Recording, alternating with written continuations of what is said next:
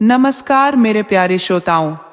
आज मैं आपके लिए एक ऐसी कहानी लेकर आई हूं जिसमें एक सीधे सादे किसान, एक चालाक पड़ोसन और किस्मत के अनोखे खेल की दास्तां है। ये कहानी हमें सिखाती है कि बुरी नीयत से किए गए काम का नतीजा हमेशा बुरा ही होता है और जिनका मिलना लिखा होता है उन्हें दुनिया की कोई ताकत जुदा नहीं कर सकती। तो आइए कहानी शुरू करते हैं। पुराने जमाने में एक गांव था, रामपुर, जहां मोहन नाम का एक किसान अपने माता पिता के साथ रहता था। उसके पिता का नाम हरिराम था तथा मां का नाम पार्वती था। उसके माता पिता काफी बूढ़े हो चुके थे, तो मोहन खाली समय में माता पिता के पास रहता और उनकी सेवा करता और दिन के समय में अपने खेत में काम करता। उसके पास अपनी अच्छी खेती बाड़ी थी, बाग में फलदार वृक्ष थे, दरवाजे पर 3-4 अच्छी नस्ल की गायें थी। मोहन कुल मिलाकर एक सफल और अच्छा किसान था। वह माता पिता की आज्ञा मानता था। परिणाम था कि बेकार में आवारागर्दी करते हुए गांव में नहीं घूमता था। दूसरी सबसे बड़ी बात थी कि वह आवश्यकता से ज्यादा सीधा था। उसके पिता उतने बूढ़े भी नहीं थे कि घर पर पड़े रहे। वह रोज गाय की चरवाही कर दिया करते थे।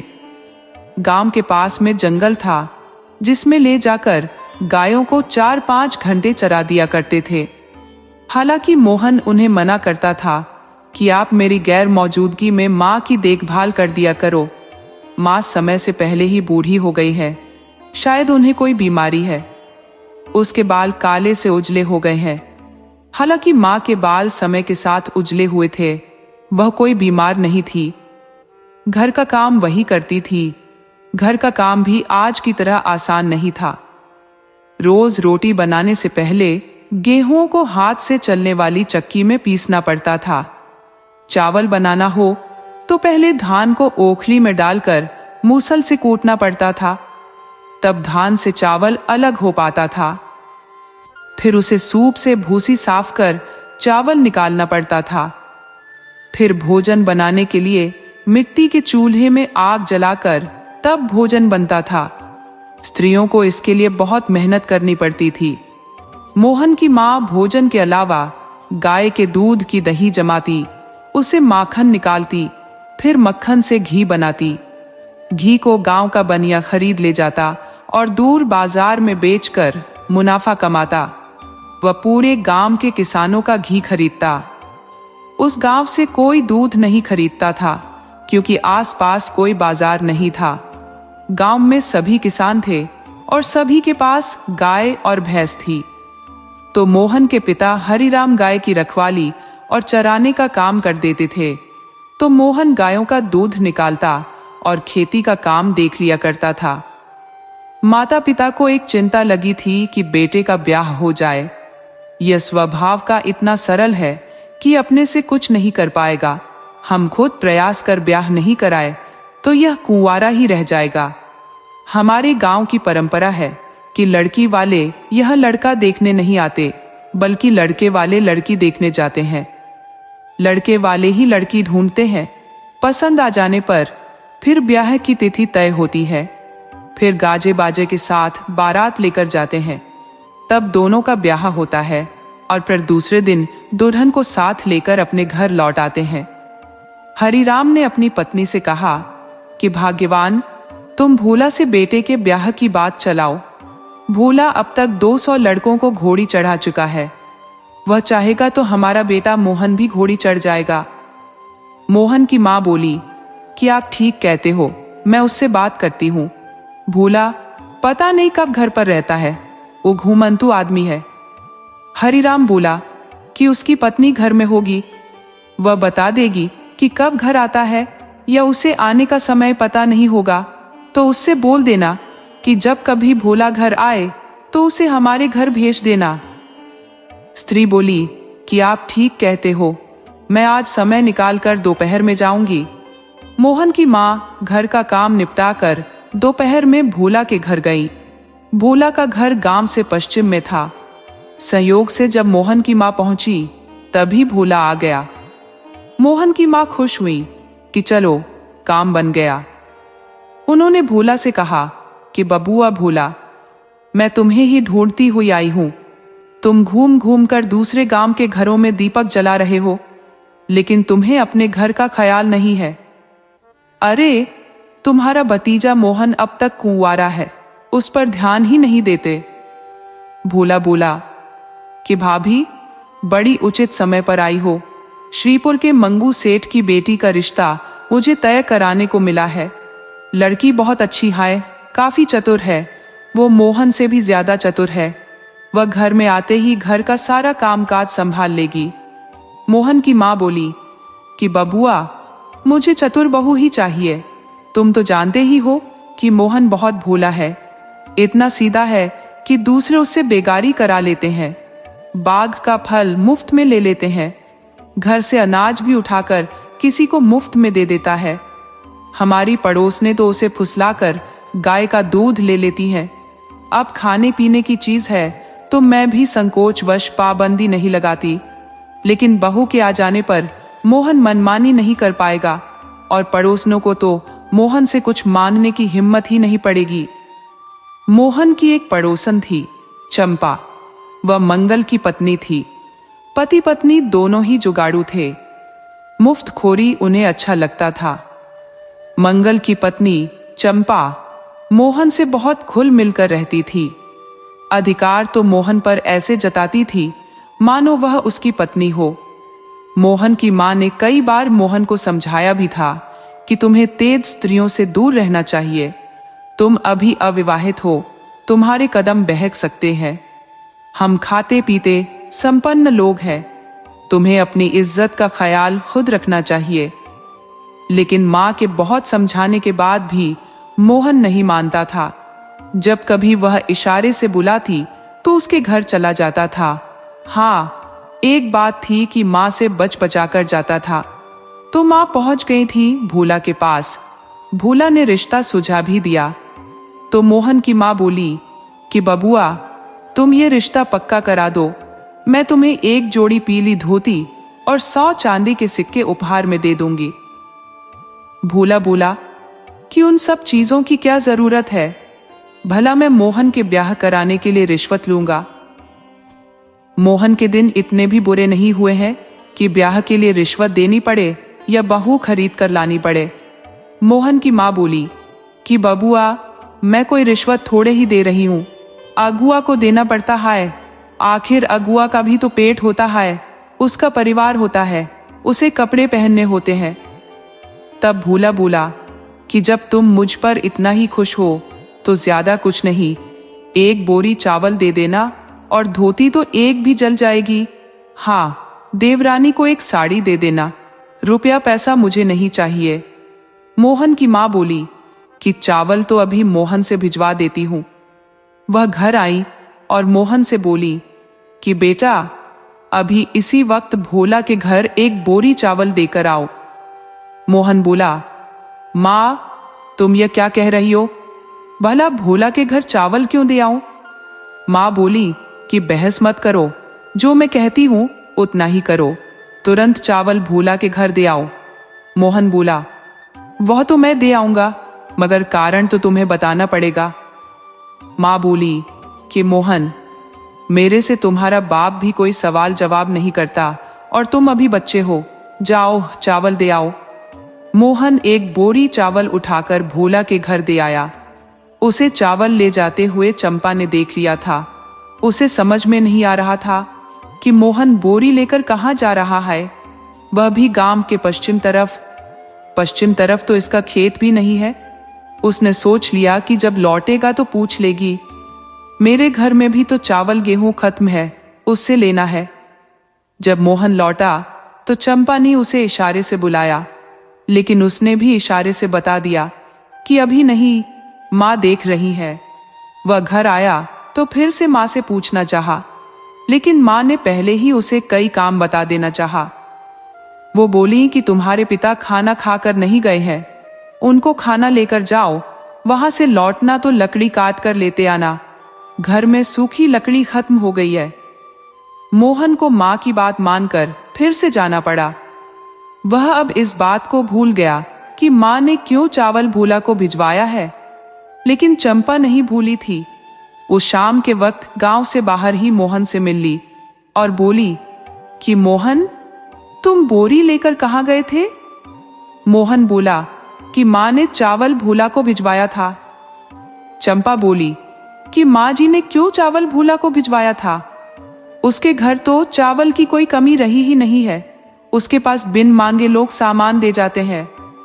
मोहन बोला कि शायद उसने माँ से चावल खरीदा होगा। चंपा बोली कि नहीं मोहन बबुआ, ये बात नहीं है, बात कोई और है। और क्या बात है? वो तो माँ जी ही बता सकती है। तुम उनसे किसी भी तरह पूछ लो। नहीं बताती है तो हट करके पूछ लो। उनसे कहना कि नहीं बताओगी तो घर छोड़कर चला जाऊंगा, वह तुरंत बता देंगी। मोहन बोला कि ठीक है, मैं पता कर लूंगा। पता लग जाने पर तुम्हें अवश्य बताऊंगा। वो घर आ गया और माँ से बोला कि माँ, तुम मुझे अपना बेटा समझती ही नहीं, जबकि मैं तुम्हारी खूब सेवा करता हूँ, पिताजी की सेवा करता हूँ, लेकिन कोई भी बात तुम मुझसे छिपा लेती हो। मुझे कुछ पता ही नहीं चलता कि घर में क्या चल रहा है, जबकि घर का सारा काम तो मैं ही करता हूँ। मैं तो घर में एक नौकर भी नहीं हूँ, नौकर को भी घर की जानकारी होती है। मैं अब इस घर में नहीं रहूंगा, मैं कहीं चला जाऊंगा। माँ बोली कि अरे ओ बावले, मैं तुमसे घर की बात इसलिए नहीं बताती कि तू एक औरत की तरह उसका प्रचार करता फिरेगा। कोई भी बात तेरे अंदर पचती ही नहीं है। ऊपर से चंपा से तेरा याराना है। बार बार मना करती हूँ कि पड़ोस की स्त्रियों से कोई मतलब मत रख, लेकिन तू है कि मानता ही नहीं है। चंपा से वैसे चिपका रहता है मानो तुम्हारी पत्नी हो, अपनी मान मर्यादा का ख्याल नहीं रखता। तो मैंने तेरे पैर में बेड़िया डालने का विचार कर लिया है। मैंने भूला से बात चलाई है। वो श्रीपुर में एक लड़की देख आया है, वह मंगू सेठ की लड़की है। जल्दी ही तो घोड़ी चढ़ जाएगा, मगर इस बात को किसी से बताना नहीं, चंपा से तो बिल्कुल नहीं। मोहन बोला कि माँ, क्या तुम मुझे बेवकूफ समझती हो? अरे, मैं भला अपने पैर में कुल्हाड़ी क्यों मारने लगा? मैं किसी से नहीं बताऊंगा। मोहन के मन में लड्डू फूटने लगे कि जल्दी ही उसका ब्याह हो जाएगा। वो गांव में किसी से इस बारे में बात भी नहीं करेगा। वो रात में एक बार चंपा के पास जरूर जाता था, लेकिन अब वह उसके पास जाना जरूरी नहीं समझा। उसे लगा कि दूसरे की स्त्री से बात करना, उससे संबंध रखना खतरे से खाली नहीं है। वह किसी दिन मेरे लिए समस्या बन सकती है, मुझे बदनाम कर सकती है। वह अपने स्वार्थ के लिए मुझसे संबंध रखती है, मगर मेरा उसके घर आना जाना ठीक नहीं है। वो रात होने पर आज चुपके से उसके घर नहीं गया, बल्कि अपने घर में रहा। सुबह उठने के बाद वह खेत में काम करने चला गया। उधर भोला की पत्नी चंपा काफी परेशान थी। उसके घर में राशन खत्म हो चुका था। मंगल बिल्कुल बेकार आदमी था। दिन भर फालतू का घूमता, लोगों पर बातें बनाता, फिर गांव से बाहर चबूतरे पर सो रहता। चंपा को भी स्त्रियों में बैठकर चुगली करने की आदत थी। मोहन को उसने मोहजाल में फंसा लिया था। रात को उसका हाथ पैर की मालिश कर देती थी, तो बदले में वह चुपके से अनाज और कभी कभी कुछ पैसे उसे दे दिया करता था। मोहन के पास जमीन ज्यादा थी, उपज ज्यादा होती थी। उसके घर अन्न की कोई कमी नहीं थी, तो 2-4 बोरी महीने में इधर उधर कर देता था। उतने से चंपा गुड़िया रानी थी। बैठे बिठाए उसके दिन मौज मस्ती से कट रहे थे। मगर जब मोहन ने अनदेखी कर दी तो उसे खतरा महसूस होने लगा। उसने सोची कि किसी तरह शाम में मोहन को अपने घर बुला लेगी। तो मोहन की माँ भी अब सजग थी कि मोहन घर से बाहर न जाए। शाम में मोहन आया तो फिर उसे समझाया कि तुम कोई गलती मत करना, किसी से ब्याह वाली बात शेयर मत करना, और चंपा के घर तो बिल्कुल भी नहीं जाना। स्त्रियों के पास स्त्री को ही जाना चाहिए। किसी पुरुष को गैर स्त्री के घर तो रात में भूल से भी नहीं जाना चाहिए। तो मोहन फिर रात को अपने घर में सो रहा।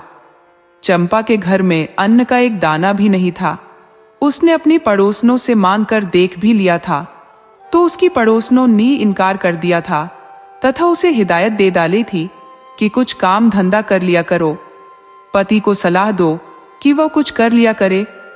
इस तरह मुफ्त में कोई तुम्हारी कितने दिन मदद करेगा, अपने पति से कहो कि कोई काम कर लिया करे। पड़ोसन जानती थी कि मोहन से इसके कुछ लोचा है, दोनों में प्रेम प्रसंग है, वरना मुफ्त में कोई किसी पर अपना धन नहीं लुटाता। पुरुषों में यही तो एक कमी है कि बिना स्वार्थ के किसी स्त्री से दोस्ती नहीं रखते, वह उसकी तरफ देखते ही नहीं। लेकिन जब स्त्री उसे खुला निमंत्रण दे देती हाय, तो उस पर अपनी जान भी न्यौछावर कर सकते हैं। चंपा समझ गई थी कि अब उसका कोई मदद नहीं करने वाला, मोहन अब मेरे पास नहीं आने वाला।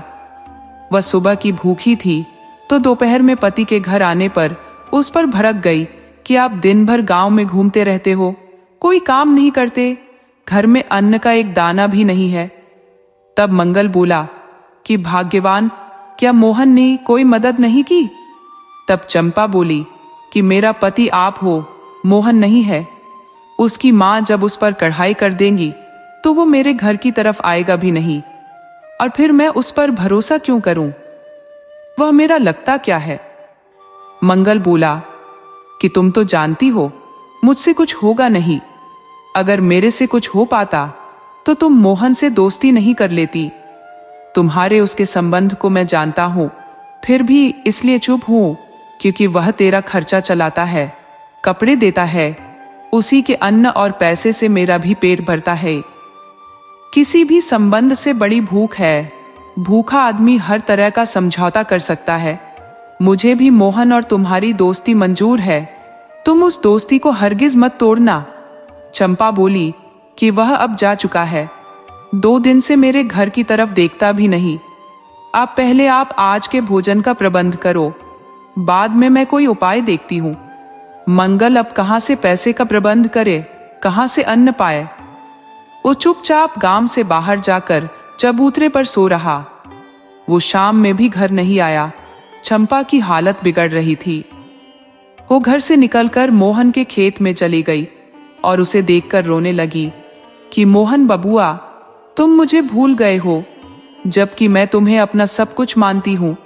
तुम मेरे पति की तरह हो, तभी तो मैं तुम्हें हर सुख पहुंचाती हूँ, हाथ पैर की मालिश कर देती हूँ। तुम अपने नहीं होते तो मैं तुम्हें छूती ही क्यों? देखो, तल से घर में एक दाना नहीं है, क्या तुम मुझे भूखे मार डालोगे? मोहन बोला कि नहीं, मैं भूखे तुम्हें मारने की बात कहाँ कर रहा हूं। कुछ मदद कर दूंगा, 1 बोरी अनाज आज पहुंचा दूंगा, लेकिन मैं हमेशा मदद नहीं कर सकता। चंपा बोली कि क्यों, क्या मेरी सेवा में कोई कमी रह गई है? मैं तो कब से कहती हूं कि रात में मेरे घर ही रहा करो, अब नहीं रहते तो मैं क्या कर सकती हूँ, लेकिन मैं अब बहुत मजबूर हो गई हूँ। देखना, आज कुछ बंदोबस्त कर देना, कुछ पैसे का भी बंदोबस्त कर देना। मोहन बोला कि मैं अनाज दे दूंगा, उसी से काम चलाओ, और हाँ, मंगल भैया से बोलो कि वह कुछ काम कर लिया करे, मैं हमेशा तुम्हारी मदद नहीं कर सकता। अब तुम जाओ, कोई स्त्री हमें बात करते देख ली तो मेरी माँ से बता देगी। माँ मेरा पहरा एक पहरेदार की तरह करती है।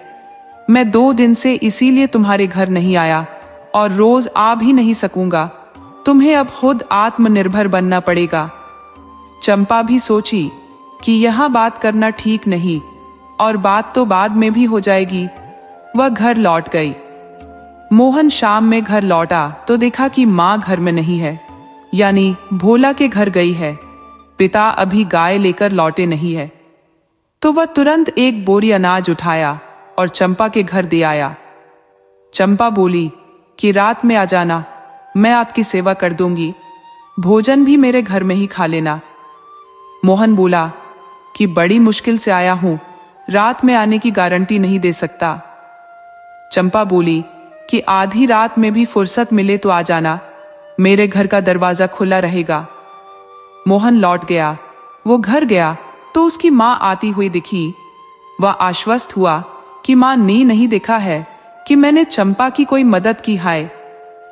माँ आते ही बोली कि मोहन, मैं भोला के यहाँ गई थी, वो 3-4 दिन में लड़की के पिता को लेकर आएगा, वह तुम्हें देखने आएंगे। लेकिन उससे पहले मैं तुम्हारे पिता के साथ लड़की देखने श्रीपुर जाऊंगी, मंगू सेठ के घर। मैं लड़की देखकर कल शाम तक लौट आऊंगी। देखना, तुम कोई गड़बड़ मत करना। अपने घर से एक मुट्ठी अनाज उस डायन चंपा को मत देना। तुम्हें उसके पीछे घूमने की जरूरत नहीं है। 10-15 दिन में तेरी पत्नी आ जाएगी। तुम अपनी पत्नी के साथ रहना। मोहन बोला कि माँ, मैं तुम्हारी हर बात मानता हूं, लेकिन तुम शंका करने लगती हो। अरे, चंपा से पहले मिलता था, मगर हमारी उसकी कट्टी हो गई है। वह मेरे से बात नहीं करती, मैं उससे बात नहीं करता। वह मेरे घर की तरफ नहीं देखती, मैं उसके घर की तरफ नहीं देखता। बात बराबर। और वह कोई मेरी पत्नी थोड़े ही है। मोहन की मां बोली कि बेटा, मैं मूर्ख नहीं हूं, मैं जानती हूं तू उससे अंतरंग संबंध में रहा है। यह एक गलत बात है, लेकिन अब जो गलती कर दी है उसे नहीं दोहराना है। डूबता हुआ आदमी मुर्दे के सहारे भी नदी पार कर जाता है, लेकिन नदी पार करते ही उस मुर्दे को वहीं छोड़कर आगे बढ़ जाता है। वह उससे लिपटा नहीं रहता, उसे अपने घर नहीं ले जाता, उस पर कोई छड़ावा नहीं चढ़ाता। इसलिए अपनी गलतियों को मुर्दा समझ लो और मुर्दे को भूल जाओ। वह बोली कि देखो, तुम्हारे पिताजी गायों को लेकर आ गए हैं। तुम उन गायों को बंधवा दो, फिर दूध निकाल लाओ, मैं तब तक भोजन बना देती हूँ। वो भोजन बनाकर पति और बेटे को खिला दी तथा पति से बोली कि जल्दी सो जाओ, हमें कल श्रीपुर चलना है लड़की देखने। श्रीपुर 10 कोस दूर है, हो सकता है हम कल रात लौट भी न पाए। अब घर 2 दिन अकेले मोहन को संभालना पड़ेगा।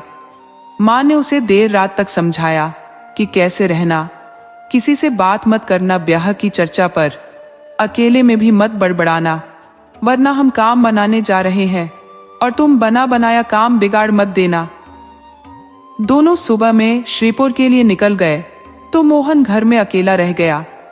इस बात की खबर चंपा को लग गई। उसने मोहन को अपने पास बुलाया तो मोहन व्यस्त होने का बहाना बनाकर काम पर निकल गया। उसे खेत देखना था, गायों की रखवाली करनी थी, खेत से घास लाना था, तो काम में व्यस्त हो गया। लेकिन चंपा उससे कुछ जरूरी बात करना चाहती थी, जिसमें उसे जानना था कि मोहन के माता पिता कहाँ गए हैं। उनके साथ भोला भी गया है। भोला का मुख्य पेशा किसी का शादी ब्याह कराना है। जरूर मोहन के ब्याह का कुछ मामला है जो मोहन हमसे छिपा रहा है। हे भगवान, यदि मेरी शंका सच निकली तो गजब हो जाएगा। मोहन की पत्नी घर में आ गई तो मोहन मुझे पहचानेगा भी नहीं। मेरा खर्चा कहाँ से चल पाएगा? मुझे अनाज और पैसा कौन देगा? थोड़ी सी खातिरदारी में मेरा सारा खर्च ही चला देता है। वो अब मोहन के माता पिता के बारे में जानने के लिए बहुत बेताब हो उठी। मोहन शाम में घर आया तो उसने बोली कि जरा मेरे घर आ जाना, आज बहुत जरूरी काम आ पड़ा है। मोहन बोला कि मैं आज नहीं आ सकता, मेरे माता पिता मेरे घर पर नहीं है, मुझे घर की रखवाली करनी है, वह आज रात नहीं आने वाले। चंपा बोली कि वे दोनों गए कहाँ हैं? मोहन बोला कि बूढ़े हो गए हैं, गए होंगे कहीं घूमने फिरने। चंपा समझ गई कि मोहन मुझसे कुछ छिपा रहा है, ये अब मेरे से विमुख हो रहा है। पहले छोटी से छोटी बात मेरे से शेयर कर देता था, लेकिन अब मेरे से ही रात छिपा रहा है। वो बोली कि मोहन, तुम अकेले घर में कैसे रहोगे, तुम्हें डर नहीं लगेगा? मोहन बोला कि नहीं, मुझे डर क्यों लगेगा, कई बार अकेले रहा हूं। चंपा बोली, झूठ बोल रहे हो, तुम 2 बार अकेले रहे हो और दोनों बार मैं तुम्हारे साथ रही हूं। तुम्हारी माँ ने ही मुझे तुम्हारे साथ रहने को कहा था और उसी वक्त से तुम मेरे संपर्क में हो, तो फिर आज क्यों नहीं कहते कि भाभी रात को घर आ जाना, मुझे डर लगता है। मोहन बोला कि तब मैं बहुत छोटा था, अब बड़ा हो गया हूं। चंपा बोली कि उतने बड़े नहीं हुए हो जो सामने बरगद वाली डायन का मुकाबला कर सको। मोहन बोला कि भाभी, सचमुच बरगद के पेड़ पर डायन रहती है? चंपा बोली कि और नहीं तो क्या, मैं कई बार देखी भी हूं। मोहन बोला कि तब तो भाभी आप मेरे घर ही आकर सोना, अकेले में मुझे बहुत डर लगेगा। चंपा तो यही चाहती थी, फिर भी बोली कि मैं तुम्हारे घर आकर रहूं। ये मेरे पति, मेरे पड़ोसनों को पता चल गया तो मैं तो घर और गांव से निकाल दी जाऊंगी। मोहन बोला कि अब कोई जुगाड़ लगाकर आ जाना, नहीं तो चुड़ैल मुझे मार डालेगी। चंपा बोली कि अब तुम्हारे लिए मुझे फांसी चढ़ना पड़े तो चढ़ जाऊंगी। मैं तुम्हारे भैया को खाना खिलाने और सो जाने के बाद आ जाऊंगी, दरवाजा खुला रखना। मोहन बोला कि अरे नहीं, मैं ऐसा नहीं कर सकता। कहीं दरवाजा खुला देख चुड़ैल मेरे घर में आ गई तो मेरा गला दबा देगी। तब चंपा बोली कि चुड़ैल आधी रात के बाद चलती है, मैं तो उससे पहले आ जाऊंगी। वह घर चली गई और अपने जाहिल पति से बोली कि अब हमारी नाव डूबने वाली है, अब आप ही इसमें कुछ कर सकते हो। मोहन जैसे बेवकूफ का ब्याह होने वाला है, आप उस ब्याह को काट सकते हो। आप गांव से बाहर चबूतरे पर पड़े रहते हो, जबकि गांव में आने के लिए एकमात्र रास्ता है। अब जब मोहन के पिता और माँ श्रीपुर गए हैं तो लड़की वाले भी जल्दी ही लड़के को देखने आएंगे। वह लड़के के घर आने से पहले लड़के के बारे में जान लेना चाहेंगे। वह जरूर चबूतरे पर बैठे आदमी से पूछेंगे कि मोहन कैसा है, उसका व्यवहार कैसा है। आप उसमें जितना खटाई मिला सकते हो मिला देना, ऐसा मिलाना कि लगे कि खीर में नमक डाल दिया गया है। मंगल बोला कि भाग्यवान, मुझ पर जरा भी शंका मत करो, मैं ऐसा ब्याह काटूंगा कि उसे कोई जोड़ नहीं पाएगा। वह घर से निकलकर चला गया। उसे अब खाने की कोई परेशानी नहीं हो रही थी, क्योंकि मोहन ने 4 बोरी अन्न पहुंचा दिया था। मंगल मोहन का अन्न खाकर उसी की थाली में छेद करने चला था। मोहन के माता पिता लौट आए थे। उन्होंने मोहन से बताया कि लड़की बहुत अच्छी है, बात भी सकारात्मक रही है। परसों मंगू सेठ तुम्हें देखने आ रहे हैं। यदि तुमने कोई गड़बड़ी नहीं की होगी तो समझ लो तुम घोड़ी चढ़ जाओगे, हमारी बहू घर में आ जाएगी। लेकिन तुम अपना मुंह चंपा के आगे खोल दिया होगा तो तुम्हारा भगवान मालिक है। ये बात खुद भोला कह गया है। तुम्हारे और चंपा के संबंध भले ही हम नहीं जानते हो या आंखें बंद किए हो, मगर गांव का बच्चा बच्चा जानता है कि तू उसके घर में रात को मिलता है, उसके खर्चे तुम चलाते हो। तुम्हारे खर्चे पर सिर्फ चंपा ही नहीं पलती, उसका निकम्मा पति भी पलता है। वह इतना गया गुजरा आदमी है कि अपनी लंपट स्त्री के भरोसे जीता है। उसका अपना कोई अस्तित्व नहीं है, मगर बातें ऐसा करता है मानो इस गांव का जमींदार है। मोहन बोला कि माँ, तुम मुझ पर भरोसा नहीं करती। मैंने उससे दूरी बना ली है। पहले भी मैं उससे सिर्फ बातें किया करता था। अब पड़ोसन हाय और भूखे मरने लगे तो दया आ ही जाती है, तो मैंने पहले कुछ मदद कर दिया था। माँ बोली कि बेटा ठीक कह रहा है, पहले तू थोड़ा मदद कर देता था और अब वह खुद व्यापार करती है। अरे वह आज भी कुछ नहीं करती और तेरी मूर्खता के कारण बैठकर खाती है। हम तेरा भला करने के लिए दिन रात मेहनत करते हैं और तू अपनी जड़ खुद खोद रहा है। अब भगवान जाने कि रात में क्या गुल खिलाया होगा। खैर छोड़ो, हम तुम्हें बताना चाह रहे हैं कि तुम्हें देखने के लिए मंगू सेठ आने वाले हैं। तुम उनके सामने बड़ी शालीनता से पेश आना, जरा भी बेवकूफी मत करना। मोहन भले ही माँ से झूठ बोल रहा था, लेकिन उसने गलती तो कर दी थी। उधर 2 दिन पलक झपकने के बराबर में गुजर गए। मंगू सेठ मोहन को देखने के लिए श्रीपुर से चल दिए। जब रामपुर के पास आए तो उनके मन में कई तरह के विचार उठने लगे कि कोई भी आदमी अपने बेटा बेटी की बुराई नहीं करता। लड़के में चाहे लाख अवगुण हो, लेकिन माँ बाप के लिए उनका बेटा संसार का सबसे सुंदर बेटा होता है। हो सकता है हरिराम और भूला ने भी मोहन के बारे में कुछ छिपाया हो, तो हम गांव में जाने से पहले ही पता कर लेते हैं कि मोहन किस तरह का लड़का है। वह गांव से बाहर चबूतरे के पास रुक गए। चबूतरे पर पहले से मंगल बैठा था। वह तो इंतजार ही मंगू सेठ का कर रहा था। मंगू सेठ ने पूछ बैठे कि भाई, मुझे हरिराम के घर जाना है। मैं अपनी बेटी का रिश्ता हरिराम के बेटे से करना चाहता हूँ। उनका घर द्वार कैसा है, खेती बाड़ी है कि नहीं, और सबसे बड़ी बात कि लड़का कैसा है। मंगल बोला कि आप हरिराम के घर जा रहे हो? अरे हरिराम के क्या कहने, गांव में सबसे ज्यादा जमीन उन्हीं की है। बाग बगीचे भी खूब हरे भरे हैं। घर का तो पूछना ही नहीं है। घर में चांद सूरज की ज्योति, घर में बरसे हीरा मोती। मंगू सेठ बोले कि इसका मतलब घर खंडहर है, ऊपर छप्पर भी नहीं है? मंगल बोला, नहीं, आप गलत समझ गए। घर उनका खूब शानदार है। घर बार सब ठीक है, उनका बेजा भी ठीक ही है। उसमें सिर्फ एक कमी नहीं होती तो वैसा लड़का दीपक लेकर ढूंढने से कहीं नहीं मिलता। क्या शालीनता है उसमें, आने जाने वाले मुसाफिरों का भी प्रणाम करता रहता है।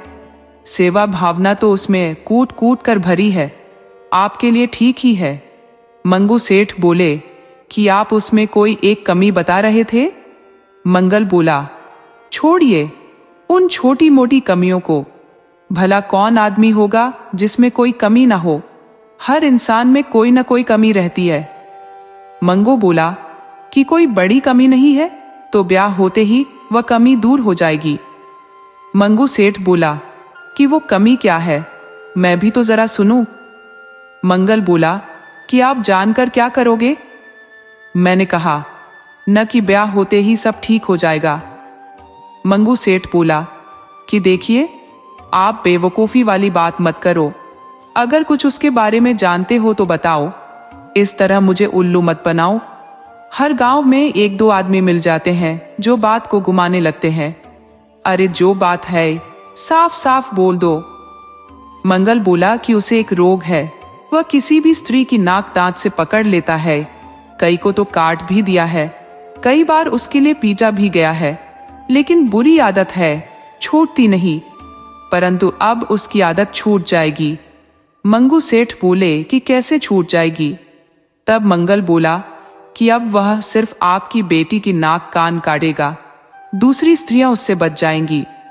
मंगू सेठ बोले कि मुझे उस मूर्ख से बेटी का ब्याह ही नहीं करना। वह आदमी है या कुत्ता है जो स्त्रियों की नाक कान काट खाता है। मंगू सेठ वहां से ही अपने गांव को लौट चले। रास्ते में एक आदमी और मिल गया, उसका नाम घर खाली था। मंगू सेठ ने हरिराम का विवरण उस आदमी से पूछ लिया तो घर खाली ने बताया कि हरिराम सम्मानित आदमी है। उनका बेटा बहुत सरल स्वभाव का है। वह अपने माता पिता का आज्ञाकारी पुत्र है। वैसा लड़का हमारे गांव में कोई नहीं है। तब मंगू सेठ बोले कि आप मोहन के बारे में कुछ छिपा रहे हो। वहां चबूतरे पर बैठा आदमी बता रहा था कि मोहन स्त्रियों को दांत से काट लेता है। तब घर खाली बोला कि आप उसकी बात मान गए? अरे उससे तो अपनी पत्नी संभलती नहीं। भला हो मोहन का, जो उसकी स्त्री को दाना पानी डाल देता है, बेचारी किसी तरह जी लेती है। मोहन दयावान व्यक्ति है, उससे पड़ोसनों का दुख देखा नहीं जाता है, वह मदद करता रहता है। आप हरिराम के पास जाओ, मोहन से मिलो, तब आपको पता चल जाएगा। मंगू सेठ समझ गए कि पेड़ के पास बैठा आदमी गांव का कांटा है। वह हरिराम के घर गए तो हरिराम ने मंगू सेठ का बहुत स्वागत किया। मोहन भी बहुत शालीनता से पेश आया। भोला को भी हरिराम ने बुला लिया था।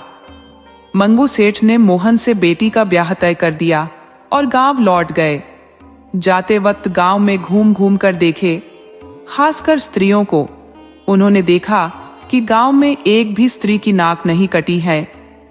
मंगल भी जान गया कि अब मेरा जादू नहीं चल पाया है।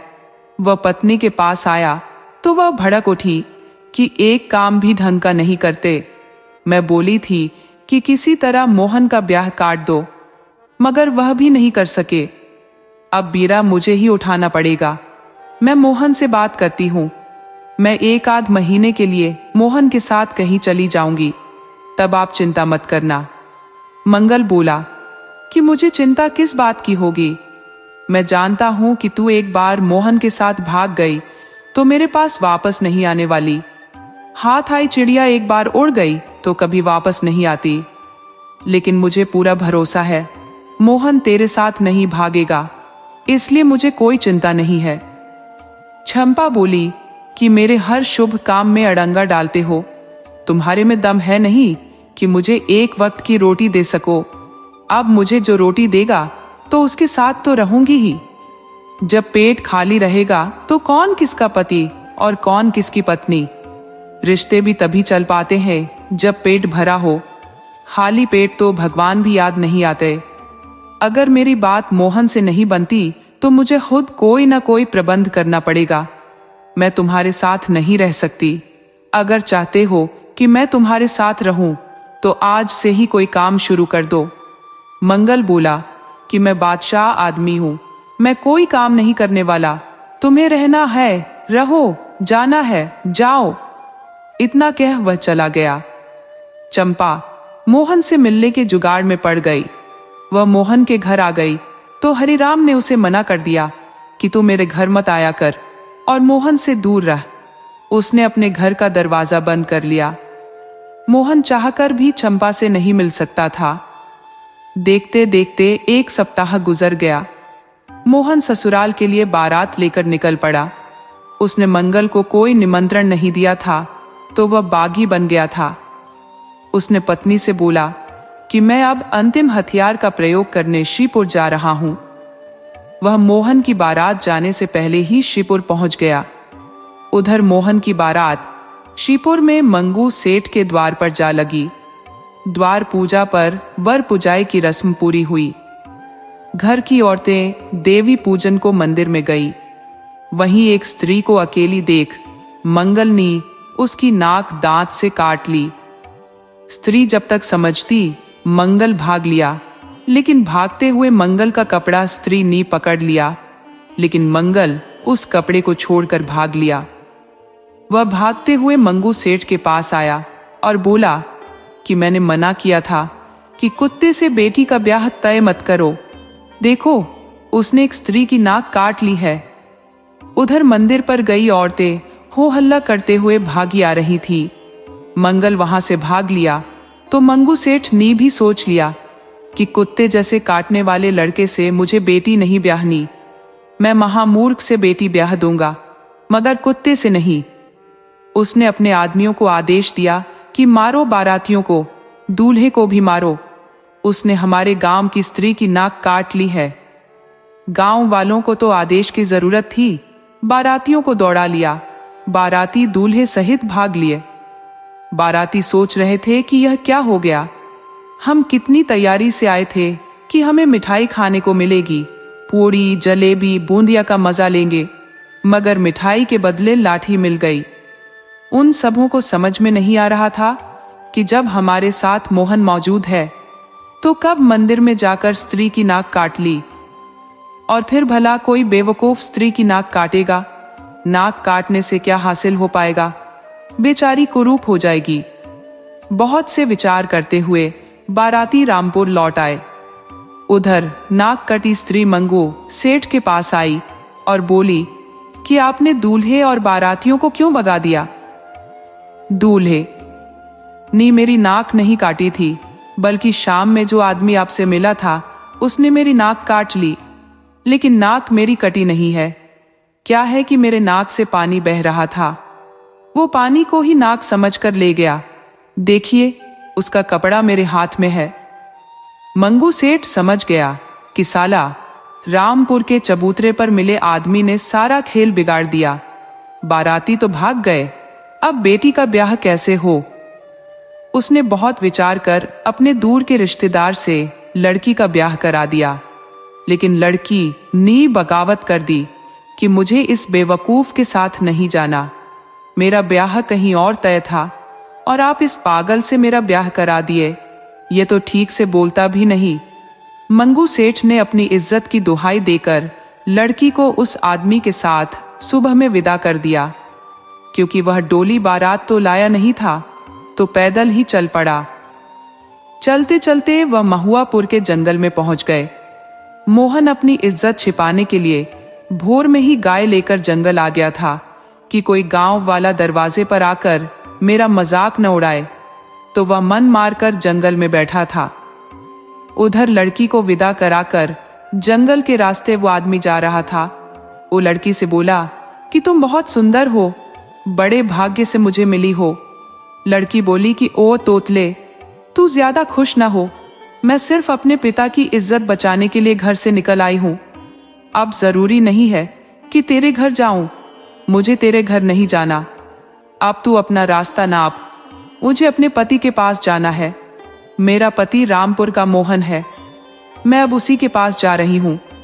वो आदमी उसे मनाने लगा कि तुम्हारे पिता ने ही तो तुम्हारे साथ मेरा ब्याह किया है।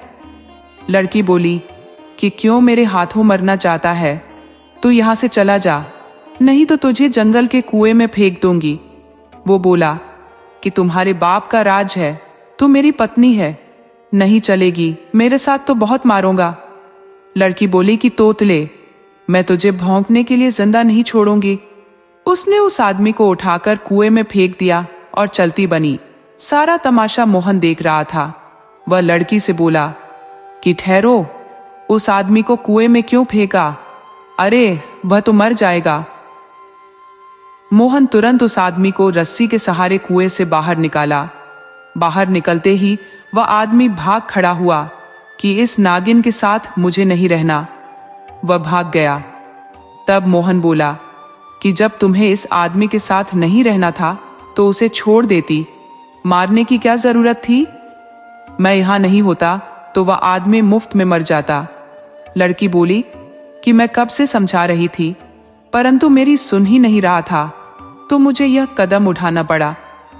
मोहन बोला कि अब कहां जाओगी? तब लड़की बोली कि मुझे अपने पति के पास जाना है, रामपुर के मोहन के पास। तब मोहन बोला कि जब तुम मोहन के पास जाना चाहती हो तो कहीं जाने की जरूरत नहीं है, क्योंकि रामपुर का मोहन मैं ही हूं। लड़की जब गौर से देखी तो पहचान गई। वो मोहन से बोली कि क्षमा करना, मैं आपको पहचान नहीं सकी, आप मुझे माफ करो और अपने घर ले चलो। मोहन की तो खुशी का ठिकाना नहीं रहा। वो लड़की को लेकर घर आ गया। चंपा जब देखी कि मोहन अपने लिए पत्नी ले आया तो गश खाकर गिर पड़ी। मंगल बोला कि भाग्यवान, अपने को संभालो, तुम मोहन की नहीं, मेरी पत्नी हो। मुझे समझ में आ गया है कि क्या करना है। मैं अब मोहन के खेत में काम करूंगा, तुम भी करना। जो कुछ मजदूरी मिल जाएगी हम उसी में संतोष कर लेंगे। चुगली और मुफ्तखोरी से दुनिया नहीं चलती। सभी अपने घर खुशी खुशी रहने लगे। कहानी से सीख, बुरी नियत और जलन से दूसरों का बुरा करने वाले आखिर में खुद ही मुंह की खाते हैं। सच्ची और नेक जोड़ी को किस्मत किसी न किसी तरह मिला ही देती है, चाहे रास्ते में कितनी भी रुकावटें क्यों ना आए।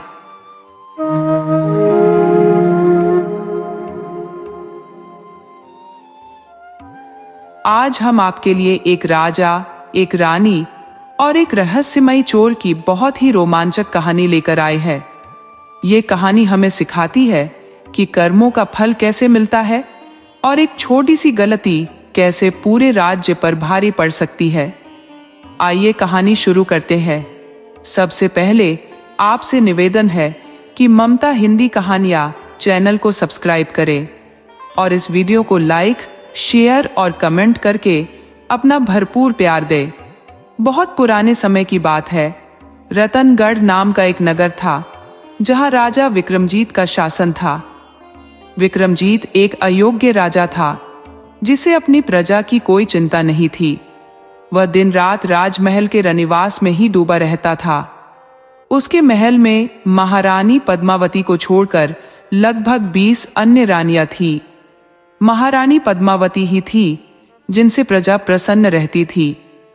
पद्मावती बहुत ही साधारण तरीके से रहती थी और अत्यंत धार्मिक स्वभाव की थी। वो प्रजा के सुख दुख को भली भांति समझती थी, लेकिन राजा विक्रमजीत को अपनी प्रजा से कोई लेना देना नहीं था। उसे तो बस नई नई रानियां इकट्ठा करने का शौक हो गया था। वह जहां भी जाता एक स्त्री को अपने साथ ले आता और उसे रानी बना लेता। राजा के इस व्यवहार से दरबारी भी नाखुश रहते थे, लेकिन प्रजा और राज दरबारी सभी को रानी पद्मावती से ही कोई उम्मीद बची थी। उधर नगर में चतुरसिंह नाम के एक चोर ने आतंक मचा रखा था। उसके आतंक से नगर के लोग बहुत परेशान थे। वह एक अजीब किस्म का चोर था। वह बंद दरवाजों के अंदर से भी सामान चोरी कर लेता था। वह घरों में सेंध भी मारता था। लोग घर के अंदर सोए रह जाते और वह सामान लेकर चंपत हो जाता। नगर के निवासी रोज राज दरबार में चोर की शिकायत लेकर आते, लेकिन द्वारपाल उन्हें महल के दरवाजे से ही लौटा देता और कहता, महाराज, अभी नई रानी लेकर आए हैं और 1 महीने तक रानी के साथ ही रहेंगे। अभी किसी में इतनी हिम्मत नहीं कि राजा को परेशान कर सके। द्वारपाल ताना मारते हुए कहता, यार, तुम लोग कैसे आदमी हो? तुम लोगों को अपने माल की रक्षा खुद करनी चाहिए। कुछ राजा साहब से सीखो, वे अपने माल की रखवाली खुद करते हैं। मेरा मतलब है, नई रानी की रखवाली खुद करते हैं, उस पर कोई पहरा नहीं लगाते। जाओ, अपनी संपत्ति की हिफाजत करो। तब नगर के लूटे पिटे लोग कहते, अब हम किस धन की रखवाली करें? जो कुछ हमारे पास था वह तो चोर ले गया। द्वारपाल चिढ़कर बोलता, 1 महीने बाद आना, अभी हम तुम्हारी कोई मदद नहीं कर सकते। मुझे तुम लोगों के लिए फांसी पर नहीं चढ़ना। राजा साहब अभी रनिवास में व्यस्त हैं। इस तरह दिन भर लोग आते रहते और द्वारपाल सबको लौटाता रहता। महीने बीत गए, लेकिन राजा से कोई नहीं मिल सका। उधर चोर अब नगर के व्यापारियों को अपना शिकार बनाने लगा। कई बड़े व्यापारी लुट गए तो वे राज दरबार की तरफ दौड़े, मगर द्वारपाल ने उन्हें भी लौटा दिया। ये सारा तमाशा महारानी पद्मावती की एक दासी देख रही थी। उसने नगर के व्यापारियों से कहा, आप लोग व्यर्थ ही इस द्वारपाल के पास क्यों आते हैं? ये बहुत बड़ा बदमाश और निकम्मा है। आप लोग सीधे रानी पद्मावती से शिकायत कीजिए, वही आपकी समस्या का समाधान करेंगी। व्यापारी बोला, जब राजमहल के दरवाजे पर यह द्वारपाल यमराज बनकर खड़ा है तो हम रानी तक कैसे पहुंच सकते हैं? दासी बोली, रानी से मिलने के 2 रास्ते हैं। एक तो रानी सुबह के समय महल के बाहर मंदिर में पूजा करने जाती है, लेकिन उसमें एक समस्या है। रानी साधारण स्त्री के वेश में आती है और उस समय मंदिर में सैकड़ों स्त्रियां जाती हैं। आप उन्हें पहचान नहीं पाएंगे। अगर पहचान सकते हैं तो रास्ते में ही रानी के चरण पकड़ लेना। वह चोर क्या, चोर के बाप को भी सूली पर चढ़वा देंगी। लेकिन रानी के बदले किसी दूसरी स्त्री के चरण पकड़ लिए तो लेने के देने पड़ जाएंगे और तुम्हारी पिटाई भी हो जाएगी। अब दूसरा तरीका यह है कि यहाँ के जंगल के बीच में एक महात्मा रहते हैं। उनका नाम सिद्धनाथ बाबा है। रानी उनका बहुत आदर करती है और राजा भी सिद्धनाथ बाबा से डरता है। आप लोग सिद्धनाथ बाबा से मिलिए, वह या तो राजा को ही सुधार देंगे या फिर चोर सुधर जाएगा। व्यापारी दासी की बात सुनकर इस निष्कर्ष पर पहुंचे कि उन्हें सिद्धनाथ बाबा से ही मिलना चाहिए। व्यापारी सिद्धनाथ बाबा से मिलने जंगल में चले गए। सिद्धनाथ बाबा किसी भी व्यक्ति से पहले बहुत तर्क वितर्क करते थे, तब जाकर समस्या का समाधान बताते थे। जब व्यापारी सिद्धनाथ बाबा के पास गए और अपनी समस्या बताई, महात्मन, हम लोग नगर के सेठ हैं। हमें रोज एक चोर परेशान कर रहा है। वह हमारे घर में रखे सामान चुरा लेता है। सिद्धनाथ बाबा बोले, तुम लोग अपने सामान की रखवाली करो। खुले में सामान रख दोगे तो पड़ोसी की भी नियत डोल जाएगी। हो सकता है तुम लोगों का सामान कोई चोर नहीं चुराता हो, बल्कि तुम्हारा पड़ोसी ही चुराता हो। व्यापारी बोले, नहीं महात्मन, सामान एक चोर ही चुराता है। उसका नाम चतुर सिंह है। वह सेंध लगाने में बहुत माहिर है। वह उस घर से भी सामान चुरा लेता है जिस घर में बाहर से ताला लगा रहता है। जिस घर में पति पत्नी सोए रहते हैं, उस घर में भी सेंध लगाकर चोरी कर लेता है और उन्हें पता तक नहीं चलता। सिद्धनाथ बाबा बोले, यह क्या बात हुई? तुम लोग घोड़े बेचकर क्यों सोते हो? तुम्हें अपने घर की रखवाली करनी चाहिए। अब मेरे पास क्यों आए हो? मैं इसमें क्या कर सकता हूं? मैं कोई पहरेदार तो हूं नहीं कि चलकर तुम्हारे घर के आगे खड़ा होकर पहरा दूं। तुम लोग राजा से मिलो और कहो कि नगर में पहरेदारी सख्त करे और चोर को पकड़वाए। व्यापारी बोले, हम राजा के पास गए थे, लेकिन राजा किसी से मिलता ही नहीं। राजा को इश्क की बीमारी लग गई है। हर महीने एक नई स्त्री लाता है, उसे रानी बना देता है और रनिवास में पड़ा रहता है। वह कभी किसी से नहीं मिलता। प्रजा का हाल बेहाल है, कोई देखने वाला नहीं है। आप राजा को चेतना में लाइए ताकि वह प्रजा का ख्याल करे। हम चाहते हैं कि आप राजा से मिले। सिद्धनाथ बाबा बोले, मैं एक महात्मा हूं। मेरा काम भक्ति करना है, प्रजा की देखभाल करना या राजा को सुधारना नहीं। आप लोग यहां से जाओ और कोई दूसरा रास्ता तलाशो। व्यापारी समझ गए कि महात्मा के बस में कुछ भी नहीं है। ये भला हमारी मदद क्यों करेंगे? वे निराश होकर नगर को लौट गए। तो सिद्धनाथ बाबा बड़बड़ाए, नगर वासियों, अब मैं तुम्हें कैसे समझाऊं कि विधि के विधान को मैं नहीं बदल सकता, फिर भी प्रयास करता हूं। सिद्धनाथ बाबा जंगल से उठकर सीधे राजमहल की तरफ चल पड़े। जब वे राजमहल के दरवाजे पर गए तो द्वारपाल ने उन्हें वहीं रोक लिया और बोला, आप मेरी आंखों में धूल झोंक कर अंदर क्यों जा रहे हो? जानते नहीं कि अंदर प्रवेश वर्जित है? सिद्धनाथ बाबा बोले, मैं महात्मा हूं। मेरा नाम सिद्धनाथ बाबा है। मेरा प्रवेश किसी भी राज दरबार में बैरोकटोक होता है। कोई भी मुझे नहीं रोकता। द्वारपाल बोला, आप चाहे सिद्धनाथ बाबा हो या कोई और, मुझे नहीं पता, लेकिन इतना जानता हूं कि राजमहल में मेरी मर्जी के बिना कोई प्रवेश नहीं कर सकता। सिद्धनाथ बाबा बोले, चल, तेरी मर्जी मानकर ही राजमहल में चला जाता हूं। द्वारपाल बोला, मुझे बेवकूफ मत बनाओ, चुपचाप यहां से लौट जाओ। तुम्हारे जैसे भिखारी साधु रोज आते हैं और मैं उन्हें भगा देता हूं। किसी किसी की तो पिटाई भी करनी पड़ती है। सिद्धनाथ बाबा बोले, द्वारपाल, तू अपनी औकात से बढ़कर बात कर रहा है। तू मेरे रास्ते से हट जा, वरना मेरे क्रोध का शिकार हो जाएगा। मैं नहीं चाहता कि एक मच्छर को श्राप दूं। द्वारपाल बोला, अरे, मुझको श्राप का डर दिखाते हो?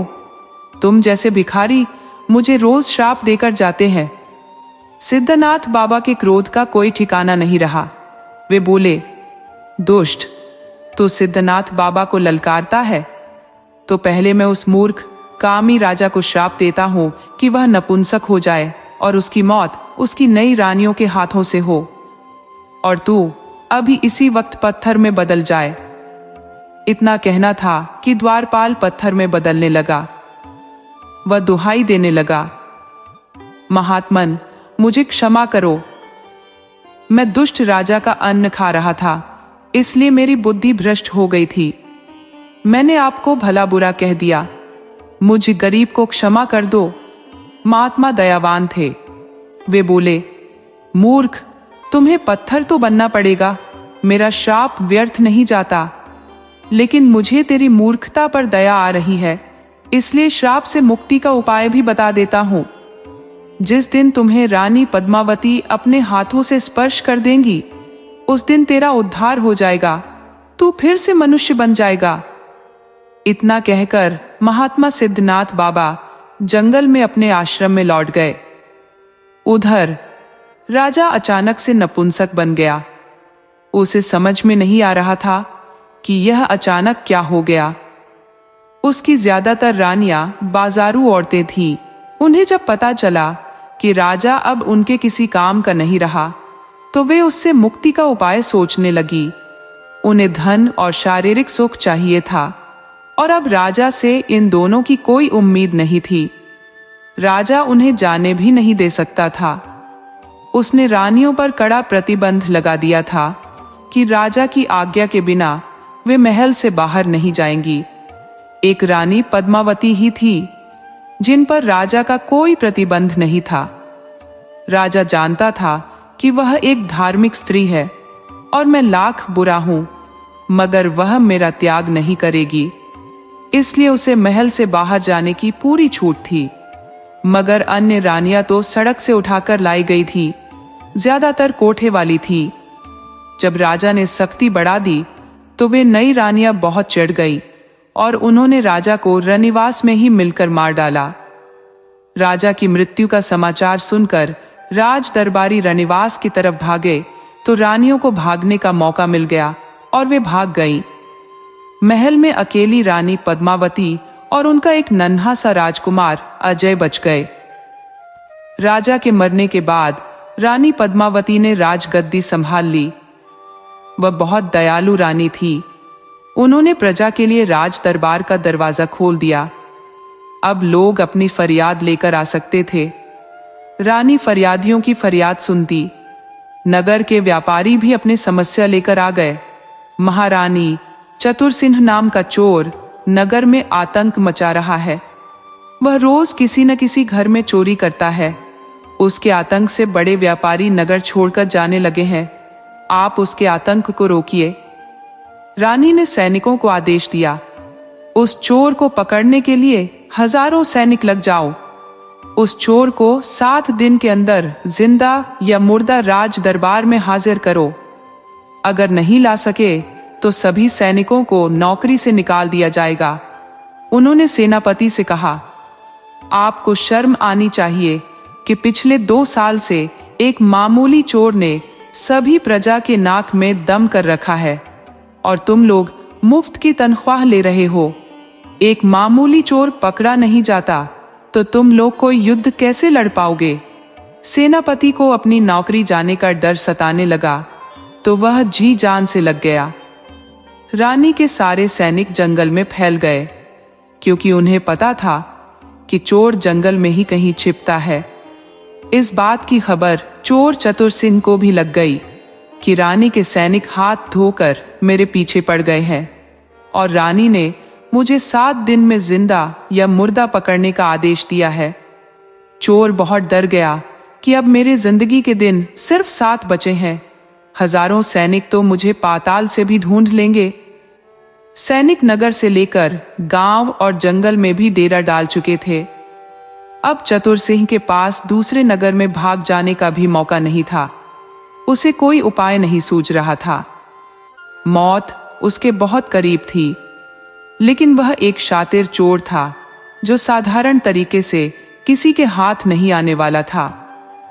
उसके दिमाग में आया, मैंने जिंदगी में बहुत सारी गलतियां की हैं। मैंने लोगों को लूटकर इतना धन जंगल में छिपाया है कि उतना तो राज दरबार के खजाने में भी नहीं होगा। लेकिन अब वह किस काम का? वह तो सब मिट्टी में दबा रह जाएगा। वह न तो मेरे काम आया न किसी दूसरे के काम आएगा। उसने सोच लिया कि अब मुझे एक बार सिद्धनाथ बाबा के पास जाना चाहिए, शायद वे मेरी कुछ सहायता कर सके। चोर भागकर सिद्धनाथ बाबा के पास गया। बाबा, मुझे बचा लो, मुझे राजा के सैनिक मार डालेंगे। महात्मा सिद्धनाथ बाबा बोले, क्यों? तुम्हें क्या हुआ है? तुम्हें राजा के सैनिक क्यों मार डालेंगे? मैं पिछले 30 साल से जंगल में हूं, मुझे तो कोई नहीं मारता। फिर तुम्हें किस बात का डर है? चतुरसिंह बोला, महाराज, मैं एक चोर हूं, इसलिए मेरे पीछे राजा के सैनिक पड़े हैं। महात्मा बोले, तो तुम चोर हो तो जाओ चोरी करो, अपने घर में जाकर छिपो। मेरे पास क्यों आए हो? मेरे पास कोई छिपने लायक जगह नहीं है। तुम मेरे पास रहे तो मुझे भी फंसा दोगे। सैनिक मुझे चोर का मददगार समझकर पकड़ ले जाएंगे। तुम कोई छिपने का अलग स्थान तलाशो, भागो यहां से। चोर समझ गया कि भगवान से विमुख होकर सबको कष्ट पहुंचाने वाले का मुश्किल में कोई साथ नहीं देता। उसके कर्म ही ऐसे हैं कि साधु भी उसे लात मारकर भगा देगा। वही हो भी रहा था। चतुरसिंह बोला, महात्मन, मुझे भगवान के लिए बचा लीजिए, मैं मरना नहीं चाहता। यह सच है कि मैंने बहुत गुनाह किए हैं, बहुत सारा धन लूटा है, लेकिन मैंने वह धन सुरक्षित रखा है। उसमें से 1 पैसा भी कहीं खर्च नहीं किया है। मैं एक अच्छा आदमी बनना चाहता हूं। सच में मैं साधु बन जाना चाहता हूं। महात्मा बोले, मूर्ख, चोर कभी साधु नहीं बनता और न ही मूसल से कभी धनुष बनता है। हाँ, तुम एक सज्जन पुरुष बन सकते हो, लेकिन मैं तुम पर भरोसा कैसे कर लूं? चतुरसिंह बोला, महात्मन, मुझे बचा लो तो मैं हमेशा के लिए सज्जन आदमी बन जाऊंगा। महात्मा बोले, तुमने भगवान का वास्ता दिया है तो मैं तुझे नहीं निकालूंगा, लेकिन तुम्हें बहुत मुश्किलों से गुजरना होगा। मेरे लिए बहुत काम करने पड़ेंगे। जंगल से लकड़ियां लानी पड़ेंगी, फल तोड़कर लाने पड़ेंगे, गायों की रखवाली करनी पड़ेगी और गांवों से मधुकरी मांगकर लाना पड़ेगा। यह सब काम तुमसे नहीं हो पाएगा। चोर बोला, महात्मन, जब जान पर बन आती है तो मनुष्य को हर प्रयास करना पड़ता है। आप मुझे जो भी काम देंगे मैं कर लूंगा। महात्मा ने चतुरसिंह को कुछ वस्त्र दिए और बोले, आज तुम इसे पहनकर मेरे आश्रम में बैठ जाओ और मेरे साथ भजन कीर्तन करो। तुम शाम तक किसी भी परिस्थिति में अपनी आंखें मत खोलना, चाहे यहां प्रलय ही क्यों ना आ जाए। चतुरसिंह ध्यान लगाकर बैठ गया, लेकिन वह चोर था, उसका मन चंचल था। वह ध्यान में तो बैठ गया, मगर चोर नजरों से थोड़ी आंखें खोलकर देख ले रहा था कि कौन आया और कौन आश्रम से गया। उसने देखा कि राजा के सैनिक आश्रम में आ गए हैं। उन्हें देखकर चतुरसिंह का मन भागने को हुआ, लेकिन वह महात्मा की बात याद करके रुक गया। महात्मा ने कहा था कि प्रलय आ जाए तब भी आंखें मत खोलना, तो वह आंखें बंद करके बैठा रहा। सैनिक उसे एक युवा सन्यासी समझकर चले गए। उसे सन्यासी की ताकत और भगवान में आस्था का पता चल गया। उसे समझ में आ गया कि भगवान की शरण में जाने वाले ढोंगी का भी कल्याण हो जाता है। तो उसने भगवान के भजन में मन लगा लिया और रोज भक्ति करने लगा। एक सप्ताह तक जब नगर में कहीं चोरी नहीं हुई और सैनिक चोर को ढूंढकर थक गए, तो वे रानी के पास आए और बोले, महारानी, हमने चोर को ढूंढने में कोई कोर कसर नहीं छोड़ी है। हमने पेड़ के पत्तों से लेकर जंगल की झाड़ियों तक सब जगह तलाशा है। जंगल में कोई ऐसा स्थान नहीं बचा जहां हमने चोर की तलाश न की हो, लेकिन चोर कहीं नहीं मिला। हमने चोर को ढूंढने के लिए गांवों को भी नहीं छोड़ा और स्त्रियों में भी ढूंढा कि कहीं वह स्त्री का वेश धरकर तो नहीं छिप गया है, लेकिन हमारे राज्य में वह चोर अब नहीं है। महारानी, आपके डर से, आपके फरमान को सुनकर चोर दूसरे राज्य के जंगलों में भाग गया है। अब आप गुप्तचरों को आदेश दीजिए कि वे चोर का पता लगाएं कि वह किस राज्य में छिपा है। हम उस चोर को पकड़ने के लिए उस राज्य पर आक्रमण कर देंगे। रानी बोली, दूसरे राज्य में पता लगाने की जरूरत नहीं है, बस अपने राज्य में चोर नहीं होना चाहिए। उस पर निगरानी रखो कि लौटकर फिर हमारे राज्य में वापस ना आ जाए। सैनिकों की जान में जान आई कि रानी ने उन्हें नौकरी से नहीं निकाला। वे महारानी से बोले, महारानी, हम पूरी मुस्तैदी से चोर पर नजर बनाए हुए हैं। यदि वह हमारे राज्य में आने का दुस्साहस करता है तो हम उसे जिंदा पकड़कर आपके सामने लाकर पटक देंगे। रानी बोली, ठीक है, जाओ अपनी ड्यूटी करो। उधर चोर अब महात्मा सिद्धनाथ बाबा के आश्रम में ही रहने लगा था। जंगल से रानी के सैनिकों की वापसी हो गई थी और अब जंगल में सख्त पहरा नहीं था। तो चतुरसिंह महात्मा के लिए जंगल से लकड़ियां लाता, फल लाता, फूल तोड़ लाता, गाय चरा लाता और गाय का दूध निकालता। इस तरह करते करते उसे अब कई साल गुजर गए। अब नगर के लोग चोर चतुरसिंह को भूलने लगे थे। बहुत से लोग तो यह मान चुके थे कि चतुरसिंह मर चुका है। यदि जिंदा होता तो जरूर उसके चर्चे दूसरे राज्यों में भी होते। समय गुजरते देर कितनी लगती है। देखते ही देखते 12 साल गुजर गए। रानी का पुत्र अजय 16 साल का हो चुका था, तो रानी पद्मावती ने उसे राजा बना दिया। अब रत्नगढ़ का राजा अजय था, लेकिन अजय का राजा गद्दी पर बैठना शुभ नहीं हुआ। राज्य में भयंकर अकाल पड़ गया। प्रजा के पास पहले से संचित अन्न नहीं था, क्योंकि 30-40 साल से कोई अकाल नहीं पड़ा था, तो किसी को अकाल पड़ने का अनुमान नहीं था। जब अकाल पड़ गया तो प्रजा में हाहाकार मच गया। रानी ने अपने पुत्र अजय से कहकर राज दरबार का भंडार खुलवा दिया और प्रजा के लिए अन्न बंटवाने लगी। प्रजा में खुशी की लहर दौड़ गई, लेकिन प्रजा की यह खुशी दूसरे साल तक नहीं रह सकी।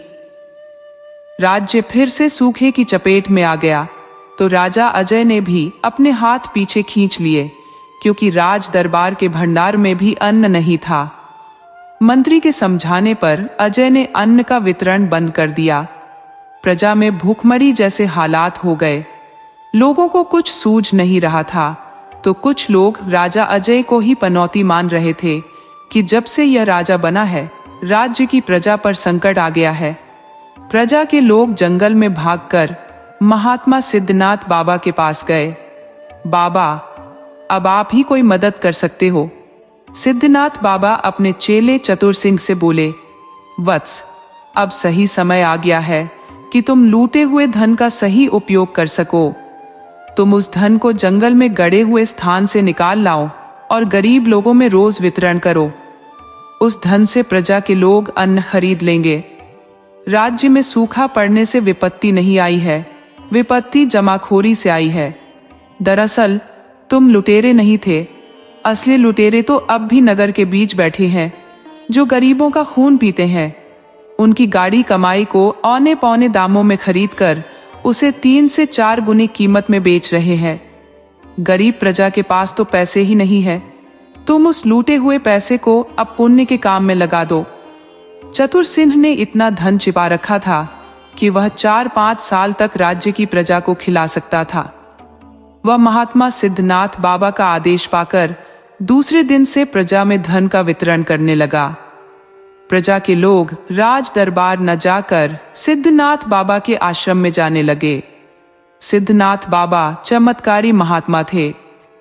उनसे भूखे प्यासे प्रजा का दुख देखा नहीं गया, तो उन्होंने अपने योग बल से एक अक्षय पात्र प्रकट कर लिया और अब धन के साथ भोजन भी बंटने लगा। प्रजा के लोग महात्मा सिद्धनाथ बाबा के जयकारे करने लगे। इस तरह 1-2 दिन नहीं, पूरे 3 साल गुजर गए। इस बात की खबर महारानी को पहले ही लग गई थी, तो वे भी महात्मा के पास पहुंच गई। महात्मन, आप अब प्रजा के लिए भोजन वस्त्र का नहीं, बल्कि स्थायी निवारण कीजिए, ताकि प्रजा के लोग निकम्मे न हो जाए। आप मेघों के देवता को ही प्रसन्न कीजिए कि हमारे राज्य में वर्षा हो जाए।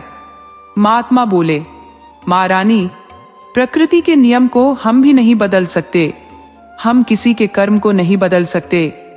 राज्य में अकाल क्यों पड़ा है, इसको जानना जरूरी है। हमारे आसपास के पड़ोसी राज्यों में जमकर बरसात हो रही है, जबकि हमारा राज्य एक बूंद पानी को तरस रहा है। रानी पद्मावती बोली, महात्मन, यही तो मेरी समझ में नहीं आ रहा है कि ऐसा क्यों हो रहा है। आप एक सिद्ध महात्मा है, आप सब कुछ जानते हैं। महात्मा बोले, इसका जवाब आपके पुत्र अजय के पास है। इसका सही जवाब वही दे सकता है। महारानी, आप अपने पुत्र से ही इसका जवाब तलाशिए। रानी अपने दरबार लौट गई और अपने पुत्र से बोली, अब तुम इस राज्य के राजा हो, और एक बात यह भी सत्य है कि जब से तुम राजा बने हो, तब से दुर्भाग्य राज्य का पीछा नहीं छोड़ रहा। एक दुष्ट प्रवृत्ति के राजा के चलते उसकी सारी प्रजा दुख भोगती है। तुमने ऐसी कौन सी गलती की है कि तुम्हारी गलती की सजा सारी प्रजा भुगत रही है। राजा अजय बोला, माँ, मैंने अपनी जानकारी में ऐसी कोई गलती नहीं की है। अब मेरे पिछले जन्म में कोई गलती हो गई होगी तो उसका तो मुझे ज्ञात ही नहीं है। रानी बोली, आदमी पूर्व जन्म में नहीं, इसी जन्म में अपनी गलतियों का भुगतान करता है। तुमने जरूर कोई बड़ी गलती की है और मुझसे छिपा रहे हो, तो जल्दी से अपनी गलती सुधार ले, वरना अब प्रजा में बगावत के स्वर उठने लगे हैं। संभव है प्रजा बगावत कर दे और तुम्हें राजगद्दी छोड़नी पड़े। इसलिए अच्छा रहेगा कि तुम जंगल में सिद्धनाथ बाबा के पास जाओ और अपने पापों का प्रायश्चित करो। राजा अजय को अपनी गलती का एहसास था। अजय रात को सोया तो उसे नींद नहीं आ रही थी। उसे अपनी गद्दी जाती हुई दिख रही थी। वह सोचने लगा कि 5 साल पहले वह जंगल में शिकार करने गया था। वह एक चीतल का पीछा करते हुए जंगल के काफी अंदर चला गया था। चीतल जंगल में कहीं गुम हो गया। उसे ढूंढते हुए वह एक झील के किनारे चला गया था। चीतल तो उसे नहीं मिला, मगर झील के उस पार उसे एक लड़की दिखाई पड़ी जो मधुर स्वर में गा रही थी। उसकी मधुर बोली ने उसके मन को मोह लिया था। वह उसके पास जाने को बेकरार हो उठा, मगर विशाल झील को पार करना संभव नहीं था। झील के दोनों किनारों से आगे जाने का कोई मार्ग नहीं था। भयंकर कांटेदार झाड़ियां थी। लेकिन उस लड़की से मिलने के लिए वह कोई भी जोखिम उठाने को तैयार था, तो उसने सोचा कि झील को तैरकर पार कर जाऊं। वह झील के पास गया तो एक लकड़हारे ने उसे मना किया। राजकुमार, आप जल में उतरने की गलती मत करना। इसके जल में हाथ लगाते ही या इस झील का पानी पीते ही अंधे हो जाओगे। वह संभल गया था और झील में नहीं उतरा था। उसने लकड़हारे से पूछा था कि झील के पार वाली लड़की कौन है। तब लकड़हारे ने बताया था, राजकुमार, उसके विषय में मुझे कुछ नहीं पता, लेकिन इतना जानता हूं कि वह रोज झील के किनारे आती है और गाती है। मैं उसे 3-4 सालों से गाते हुए देख रहा हूं। तब उसने लकड़हारे से उस पार जाने का मार्ग पूछा, तो लकड़हारे ने बताया कि उसे भी सही रास्ता नहीं पता। वह लकड़हारे की बात मानकर दूर के रास्ते से पहाड़ी पर चढ़ गया और 2-2.5 घंटे के कठिन प्रयास के बाद उस स्थान पर पहुंचा, मगर वहां कोई लड़की नहीं थी। उसने सिर उठाकर दूसरे किनारे पर देखा तो वह लड़की अब दूसरे किनारे पर थी जहां से वह चला था। उसने सोच लिया कि अब वह उस पार जाने का प्रयास नहीं करेगा, बल्कि यहीं बैठकर उसके इस पार आने का इंतजार करेगा। वह वहीं बैठकर इंतजार करने लगा, मगर लड़की उस पार नहीं आई। देखते देखते रात हो गई तो उसे डर लगने लगा। भयानक जंगल में उसे कोई सुरक्षित स्थान नहीं दिखा। वह घबराए हुए झील की तरफ देखा तो वहां से झील गायब थी और सामने हरा भरा मैदान था। यह देखकर वह और भी डर गया कि यह तो किसी मायावी राक्षसी की माया है। राजकुमार अजय बिस्तर पर लेटे पुराने ख्यालों में खो गया था। उसने देखा था कि झील गायब हो गई है। वह काफी डरा सहमा था कि तभी वह लड़की चलते हुए पास आ गई। उसने फिर से सामने देखा तो वहां विशाल झील थी। उसे समझ नहीं आ रहा था कि यह सब क्या है। जब लड़की उसके पास से गुजरने लगी तो उसने पूछ लिया, कौन हो आप? इस घने जंगल में क्या करती हो? लड़की बोली, मुझसे पूछने से पहले आप बताइए कि आप कौन है और यहाँ कैसे आ गए। तब उसने उस लड़की से कहा था कि वह एक गांव का गरीब किसान है। उसने मजाक में कह दिया तो लड़की भी मान गई। लड़की ने कहा, मैं एक अंधी लड़की हूं, मेरी खोज खबर किसको है? उसके मुंह से अंधी होने की बात सुनकर वह सहम गया था, लेकिन उसे लकड़हारे की बात याद आ गई तो वह समझ गया कि इस लड़की ने जरूर झील में स्नान कर लिया है या पानी पी लिया है, इसीलिए अंधी हो गई है। उसने लड़की से कहा, माफ करना, मैं नहीं जानता था कि आप अंधी हो, वरना मैं कब का आपकी मदद कर दिया होता। वैसे आप रहती कहाँ हो? लड़की बोली, अभी मेरे निवास स्थान पर चलो, हम वहीं बात करेंगे। वह उस लड़की के साथ आगे गया तो पहाड़ी में एक गुफा थी जहां लड़की रहती थी। लड़की ने बताया था कि वह जन्म से अंधी नहीं थी, झील का पानी पीने से अंधी हो गई थी। उसने बताया कि झील दिन में 2 बार गायब हो जाती है, ये कोई जादुई झील है।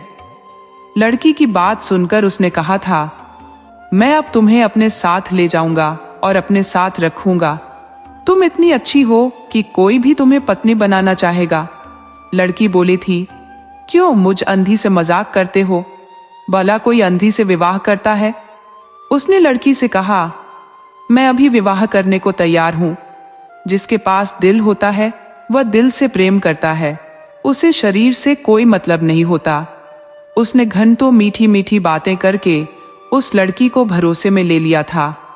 सच तो ये था कि उसे लड़की से कोई प्रेम नहीं था, बस एक हवस की भूख थी जिसे वह मिटाना चाहता था। हवस के शिकारी हमेशा मजबूरी का फायदा उठाते हैं, तो उसने भी उठा लिया। लड़की उस पर इतना भरोसा कर गई कि उसने अपने को उसे सौंप दिया। रात भर वह उस लड़की के साथ रहा और बोला, मैं 1-2 दिन में फिर से आता हूं तो तुम्हें घर ले चलूंगा। मुझे पहले अपने माता पिता को भरोसे में लेना होगा। लड़की बोली थी, अब तो लुट चुकी हूं, अब क्या घबराना, अब तुम्हारे ही भरोसे हूं। वह राजमहल लौट आया था, मगर उस लड़की के मोह जाल में फंस गया था। वह उससे छिपकर 1 साल तक मिलता रहा। एक दिन लड़की ने बताया कि वह उसके बच्चे की मां बनने वाली है। इतना सुनते ही उसके पैरों तले की जमीन खिसक गई थी। वह लड़की से वादा करके आया कि कल तुम्हें यहां से अपने घर ले चलूंगा, लेकिन 4 साल गुजर गए, वह उस तरफ गया ही नहीं। उसने उस लड़की की कोई खोज खबर नहीं ली। राजा अजय को सब याद था कि उसके धोखे के कारण ही यह सब हो रहा है। वह लड़की कोई साधारण नहीं है। उसने विचार कर लिया कि वह उस लड़की से मिलेगा और उससे क्षमा मांगेगा, लेकिन उससे पहले महात्मा सिद्धनाथ बाबा से मिलेगा। राजा अजय सुबह में महात्मा के पास गया और प्रजा के कल्याण का उपाय पूछा, तो बाबा भड़क गए, मुझे गुस्सा मत दिलाओ, वरना तुम्हारे द्वारपाल की तरह पत्थर बना दूंगा। बेशर्म राजा, तुमने एक अंधी लड़की को धोखा दिया है। उसकी तकलीफ इतनी बड़ी है कि सारी प्रजा कराह उठी है। तू राजा बनने के लायक नहीं है। अजय बाबा के पैर पकड़ लिया। महात्मन, मुझे माफ करो, मैं अभी उस लड़की को अपनाने को तैयार हूं। आज ही उसके पास जा रहा हूं। महात्मा बोले, तू देर मत कर, अभी जा और उस लड़की को ढूंढ ला। अजय तुरंत उस झील के पास चल पड़ा। जब झील के पास गया तो उस पार उसे कुछ भी दिखाई नहीं पड़ा। वह लकड़हारा आज भी लकड़ी लेकर जंगल से लौट रहा था, तो अजय ने पूछा, भाई, क्या वह लड़की झील के पार से आज भी संगीत गाती है? तब लकड़हारे ने बताया, नहीं राजकुमार, अब वह लड़की कभी संगीत नहीं गाती।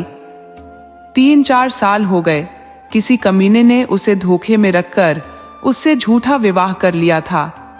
उसने एक पुत्र को जन्म भी दिया था, लेकिन वह 3-4 सालों में फिर कभी नहीं दिखी। अजय झील के गायब होने का इंतजार करने लगा, मगर झील का पानी नहीं सूखा। तो उसने वही पुराना वाला रास्ता चुना और पहाड़ी से उतरकर झील के पास आया, मगर उसे कोई नहीं मिला। वह उस गुफा के पास गया, मगर गुफा में भी कोई नहीं था। वह उस लड़की का पता लगाने पहाड़ी पार के गांव में गया, मगर किसी ने कुछ नहीं बताया।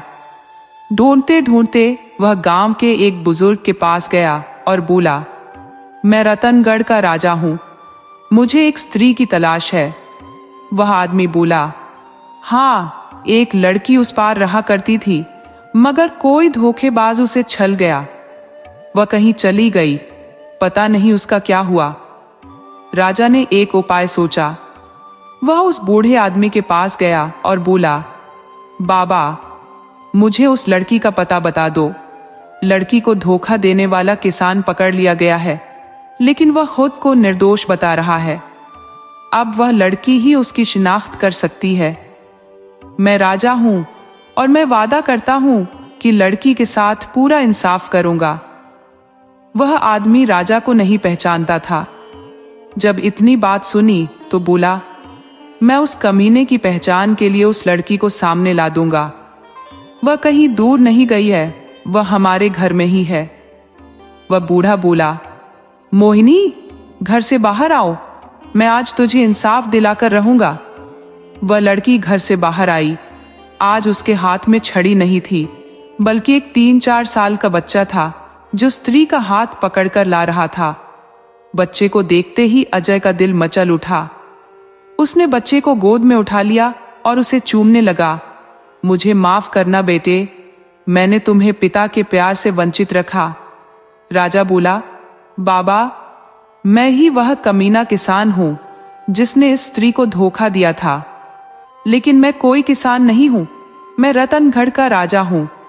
ये लड़की मेरी रानी है और ये बच्चा मेरा राजकुमार है। बाबा, आप मेरी पत्नी और बच्चे को विदा करो। लड़की आवाज से ही पहचान गई थी।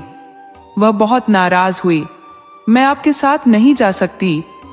धोखेबाज का क्या भरोसा? राजा बोला, मैं अपनी गलतियों के लिए तुमसे क्षमा मांगता हूं। मुझसे बड़ी गलती हो गई थी। तुम मेरे साथ नहीं तो इस बाबा के साथ ही मेरे दरबार में चलो। पहले हमें सिद्धनाथ बाबा के आश्रम चलना है। वह राजा अजय के साथ महात्मा सिद्धनाथ बाबा के आश्रम के लिए चल पड़ी। उसने राजा से कहा, आपने मेरे विषय में कुछ नहीं जाना है। मैं देवगढ़ राज्य के राजा इंद्रसेन की राजकुमारी मोहिनी हूं। मुझे शिकार का बहुत शौक था। मैं शिकार के चक्कर में इस जंगल में आ गई और झील का पानी पीकर अंधी हो गई। अजय उसे लेकर सिद्धनाथ बाबा के पास गया। बाबा, मुझे मेरी पत्नी मिल गई है, मेरा राजकुमार मिल गया है। सिद्धनाथ बाबा ने अपने कमंडल से पानी लिया और लड़की की आंखों में छिड़क दिया। पानी पड़ते ही लड़की देखने लगी। अपने बेटे और पति को देखकर वह खुश हो गई। यह देखकर सिद्धनाथ बाबा नाचने लगे और उनके नाचने से जंगल के मोर भी नाचने लगे। फिर क्या था, भयंकर बारिश हुई और 5 साल का अकाल समाप्त हो गया। प्रजा में खुशी की लहर दौड़ गई। राजा अपनी रानी और पुत्र को लेकर महल में चला गया और अपनी पूरी कहानी मां को बताई। मां बेटे पर नाराज हुई, लेकिन बहू को स्वीकार कर लिया। रानी पद्मावती ने बहू को महारानी बना दिया। तब अजय बोला, मां, हमारे दरवाजे पर जो द्वारपाल पत्थर में बदल गया था, वह तुम्हारे स्पर्श से इंसान बन जाएगा। रानी ने उस द्वारपाल को स्पर्श किया तो वह 16 साल से ज्यादा समय बाद फिर से इंसान बन गया। अजय रानी मोहिनी की सलाह से एक अच्छा राजा साबित हुआ। एक सीख, ये कहानी हमें सिखाती है कि राजा हो या रंक, किसी को धोखा देना और अपनी जिम्मेदारियों से भागना पाप है, जिसका फल पूरे समाज को भुगतना पड़ता है। सच्ची क्षमा और प्रायश्चित से ही संकट दूर होते हैं और जीवन में पुनः खुशहाली आती है।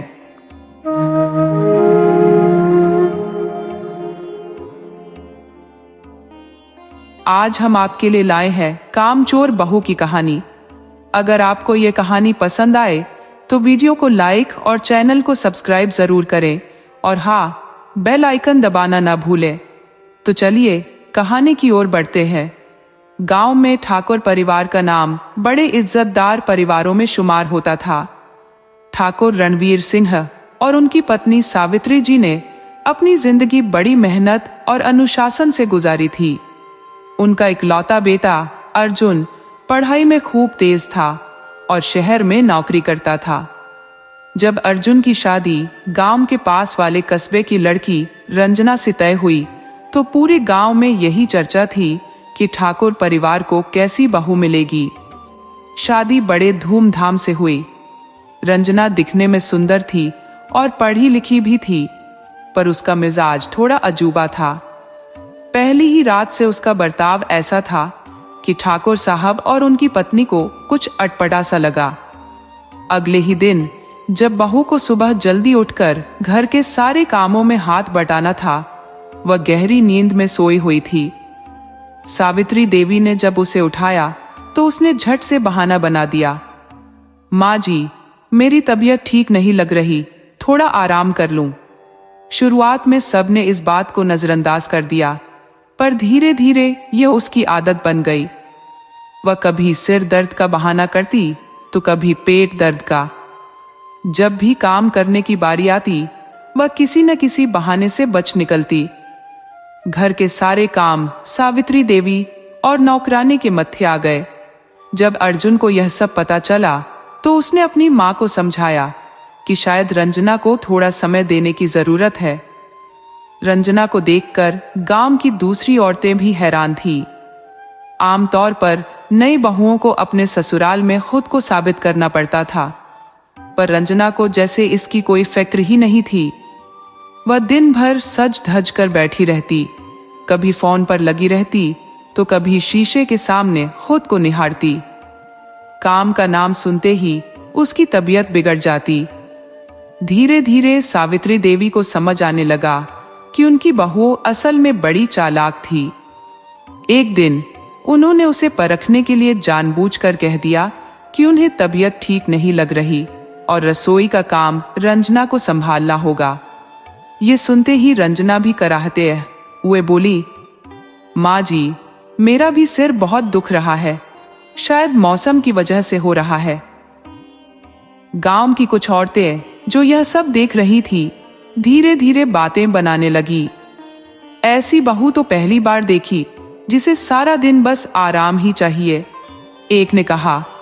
लेकिन ठाकुर साहब को इस सब का अंदाजा नहीं था।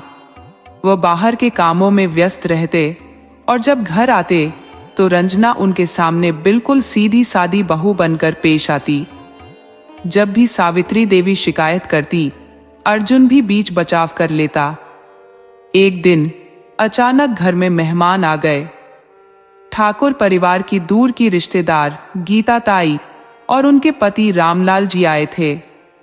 गीता ताई पुराने ख्यालों की थी, जहां बहू को घर की जिम्मेदारियों में आगे रहना चाहिए। जैसे ही वे घर में घुसे, उन्होंने चारों तरफ नजर घुमाई और रंजना को आराम से सोफे पर बैठे देखकर उनकी भौहें तन गई। अरे बहू, जरा हमारे लिए चाय तो बना दो, गीता ताई ने मुस्कुराते हुए कहा। रंजना के चेहरे का रंग उड़ गया। उसने अर्जुन की तरफ देखा, लेकिन अर्जुन अब कुछ नहीं कह सकता था। मजबूरी में वह उठी और रसोई में चली गई। लेकिन कुछ ही देर बाद आवाज आई, माँ जी, गैस जल नहीं रही, आप देख लेंगी। सावित्री देवी मन ही मन मुस्कुराई, लेकिन चुप रही। गीता ताई सब समझ गई। उन्होंने सावित्री देवी को इशारे से बुलाया और धीरे से कहा, बहू बहुत चालाक लग रही है, लेकिन मैं इसे ठीक कर सकती हूं, देख लेना। गीता ताई को एक तरकीब सूझी। अगले ही दिन उन्होंने सबके सामने ऐलान कर दिया कि रंजना को घर के काम सिखाने के लिए वे कुछ दिनों तक यहीं रुकेंगी। ये सुनते ही रंजना को जोर का झटका लगा। उसे समझ आ गया कि अब उसकी चालाकी नहीं चलने वाली, लेकिन वह भी इतनी आसानी से हार मानने वालों में से नहीं थी। उसने मन ही मन कुछ और सोच लिया था। गीता ताई की मौजूदगी से रंजना परेशान हो गई थी। उसे अंदाजा हो गया था कि अब उसकी चालाकियां काम नहीं आएंगी।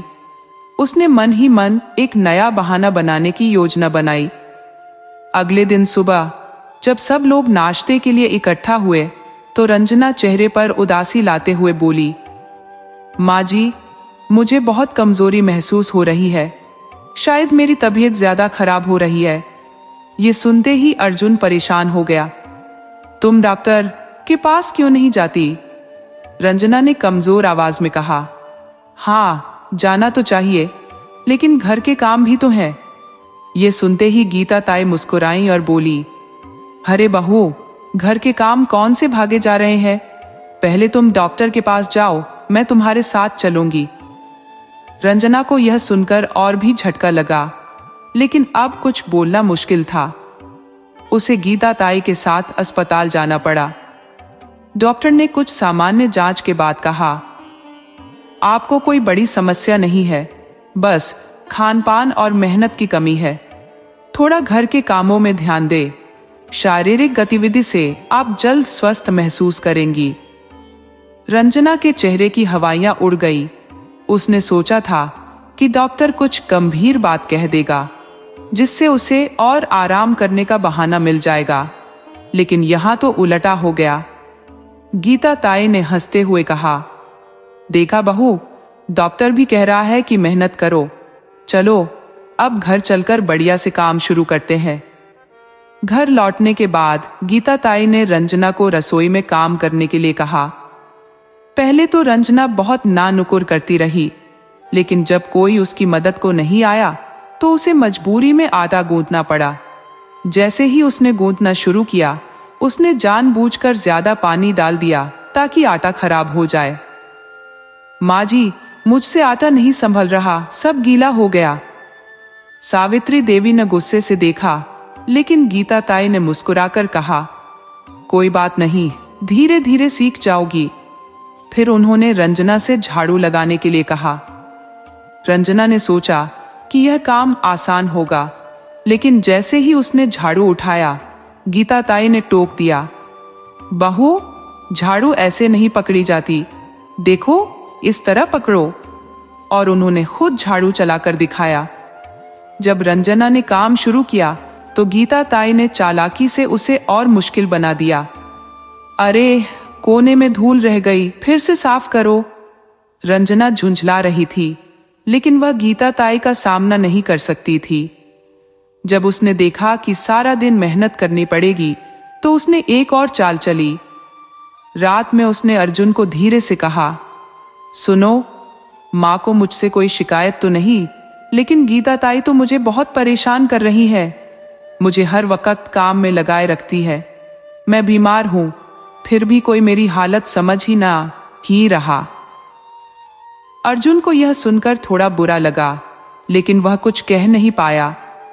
अगले दिन गीता ताई ने फैसला किया कि रंजना को थोड़ा और सिखाने के लिए वे उसे बाहर खेतों में ले जाएंगी, जहां गांव की औरतें मेहनत करती थी। जब यह बात रंजना को पता चली तो उसका दिमाग तेजी से काम करने लगा। उसने सोचा कि अब अगर कोई बड़ा नाटक नहीं किया तो उसे सच में काम करना पड़ेगा। रात में सबके सोने के बाद उसने अपने कमरे की अलमारी से एक पुराना कांच का टुकड़ा निकाला और उसे हल्का सा अपने पैर पर रगड़कर छोटी सी खरोंच बना ली। सुबह जब गीता ताई ने उसे जगाया तो वह जोर जोर से कराने लगी, माँ जी, मेरे पैर में बहुत दर्द हो रहा है, लगता है रात में कुछ काट लिया। सावित्री देवी और गीता ताई उसके पास आई और देखा कि उसके पैर में हल्की सी चोट थी। अर्जुन भी परेशान हो गया, ये कैसे हुआ? रंजना रोने लगी, मुझे नहीं पता, शायद कोई कीड़ा था या मैंने गलती से टेबल से टकरा दिया, अब तो खड़ा भी नहीं हो पा रही। ये सुनते ही अर्जुन ने कहा, अगर तबीयत इतनी खराब है तो खेत जाने की जरूरत नहीं, आराम करो। गीता ताई को कुछ अजीब लगा, लेकिन उन्होंने कुछ नहीं कहा। अब रंजना को मौका मिल गया।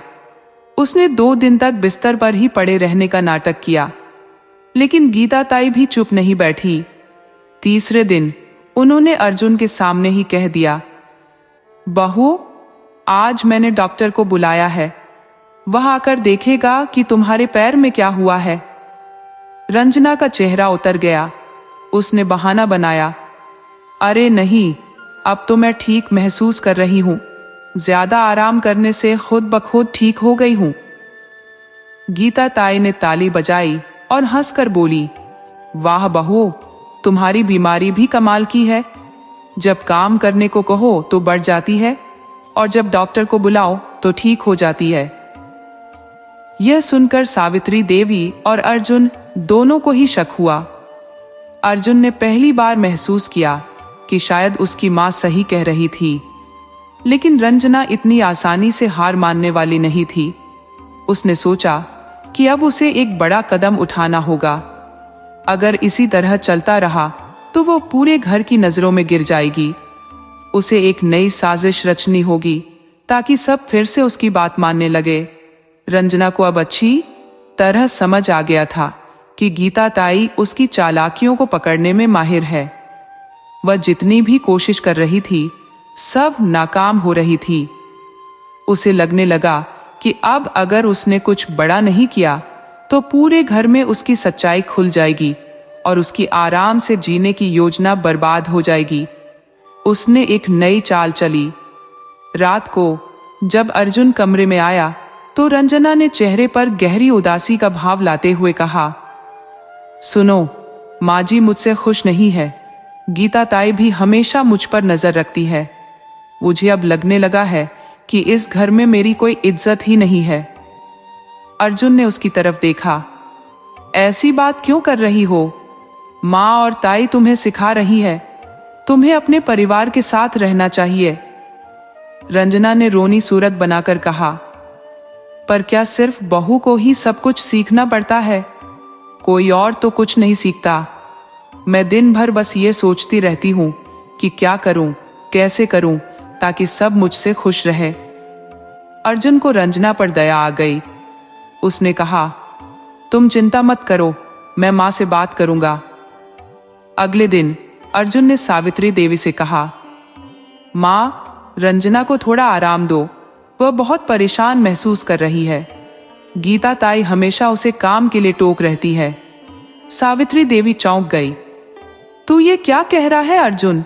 तेरी बीवी कामचोर है, उसे बस बहाने बनाने आते हैं। अर्जुन थोड़ा गुस्से में आ गया। माँ, आप ऐसा क्यों कह रही हैं? रंजना को थोड़ा वक्त दीजिए। गीता ताई, जो पास ही बैठी थी, मुस्कुराई और बोली, बहू को वक्त देने की जरूरत नहीं है, उसे सिर्फ मेहनत करने की जरूरत है। रंजना ने अंदर ही अंदर यह बात सुन ली और समझ गई कि अब उसे अर्जुन को पूरी तरह से अपने पक्ष में करना होगा। उसने रात को रोते हुए अर्जुन से कहा, अगर तुम सच में मुझसे प्यार करते हो तो मुझे इस माहौल से निकालो। अर्जुन उलझन में पड़ गया। उसे समझ नहीं आ रहा था कि वह अपनी माँ की सुने या पत्नी की। रंजना ने अपनी चाल को और आगे बढ़ाने के लिए बीमार बनने का नाटक करना शुरू कर दिया। उसने खाना कम कर दिया और हमेशा कमजोर दिखने की कोशिश करने लगी। कभी वह सिर दर्द की शिकायत करती तो कभी पेट दर्द का बहाना बनाती। सावित्री देवी और गीता ताई उसकी हरकतें देख रही थी। फिर एक दिन अचानक सुबह सुबह रंजना ने खुद को कमरे में बंद कर लिया और अंदर से जोर जोर से रोने लगी।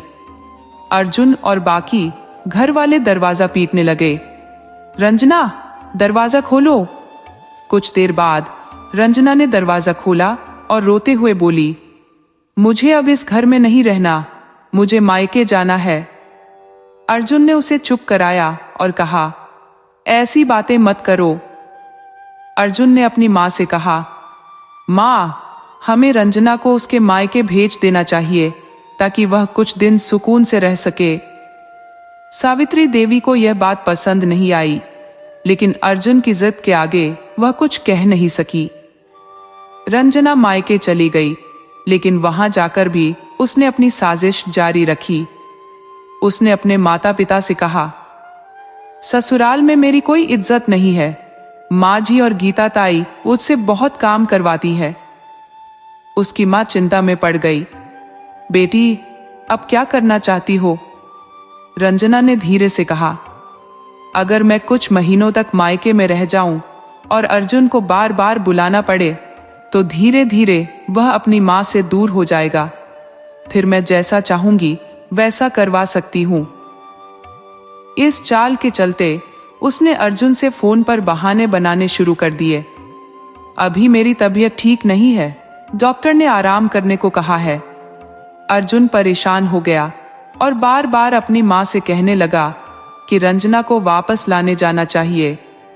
सावित्री देवी और गीता ताई को समझ आ गया था कि यह सब रंजना की चालें हैं, लेकिन वे चुप रहीं। उन्होंने सोचा कि जब तक अर्जुन खुद सच्चाई नहीं समझेगा तब तक कुछ कहना बेकार होगा। कुछ दिन बाद अर्जुन मायके गया और रंजना को वापस लाने की कोशिश करने लगा, लेकिन रंजना हर बार कोई नया बहाना बना देती। कभी कहती, डॉक्टर ने अभी लंबा आराम बताया है। कभी कहती, मुझे माँ की बहुत याद आ रही है, थोड़ा और रुकने दो। अर्जुन धीरे धीरे अपनी माँ से दूर होने लगा। अब वह गीता ताई और सावित्री देवी की बातों को नजरअंदाज करने लगा। ये देखकर गीता ताई ने फैसला किया कि अब वक्त आ गया है कि अर्जुन को असली सच्चाई से रूबरू करवाया जाए। रंजना को लग रहा था कि उसकी योजना सफल हो रही है, लेकिन वह नहीं जानती थी कि गीता ताई ने पहले ही एक नई चाल चल दी थी। उन्होंने अर्जुन की गैर मौजूदगी में उसकी सारी बहानेबाजी की सच्चाई सबके सामने लाने का फैसला कर लिया था। अब खेल पूरी तरह बदलने वाला था। रंजना को लगने लगा था कि उसकी चालबाजियां काम कर रही है। अर्जुन अब पूरी तरह से उसके बस में था। उसकी माँ और गीता ताए की बातों को नजरअंदाज कर रहा था। रंजना ने सोचा कि अब अगर वह कुछ और समय मायके में रही तो अर्जुन खुद ही अपनी माँ से अलग होने का फैसला कर लेगा और फिर उसे ससुराल में कोई टोकने वाला नहीं रहेगा। इधर गीता ताई चुपचाप बैठी नहीं थी। उन्होंने सावित्री देवी से कहा, बहन जी, अब समय आ गया है कि अर्जुन को उसकी बीवी की असली सच्चाई दिखाई जाए। जब तक वह खुद अपनी आंखों से नहीं देखेगा, उसे हमारी बातों पर यकीन नहीं होगा। सावित्री देवी ने गहरी सांस लेते हुए कहा, पर कैसे? अर्जुन अब हमारी बात सुनना ही नहीं चाहता। गीता ताई मुस्कुराई, अगर कोई आदमी खुद से सच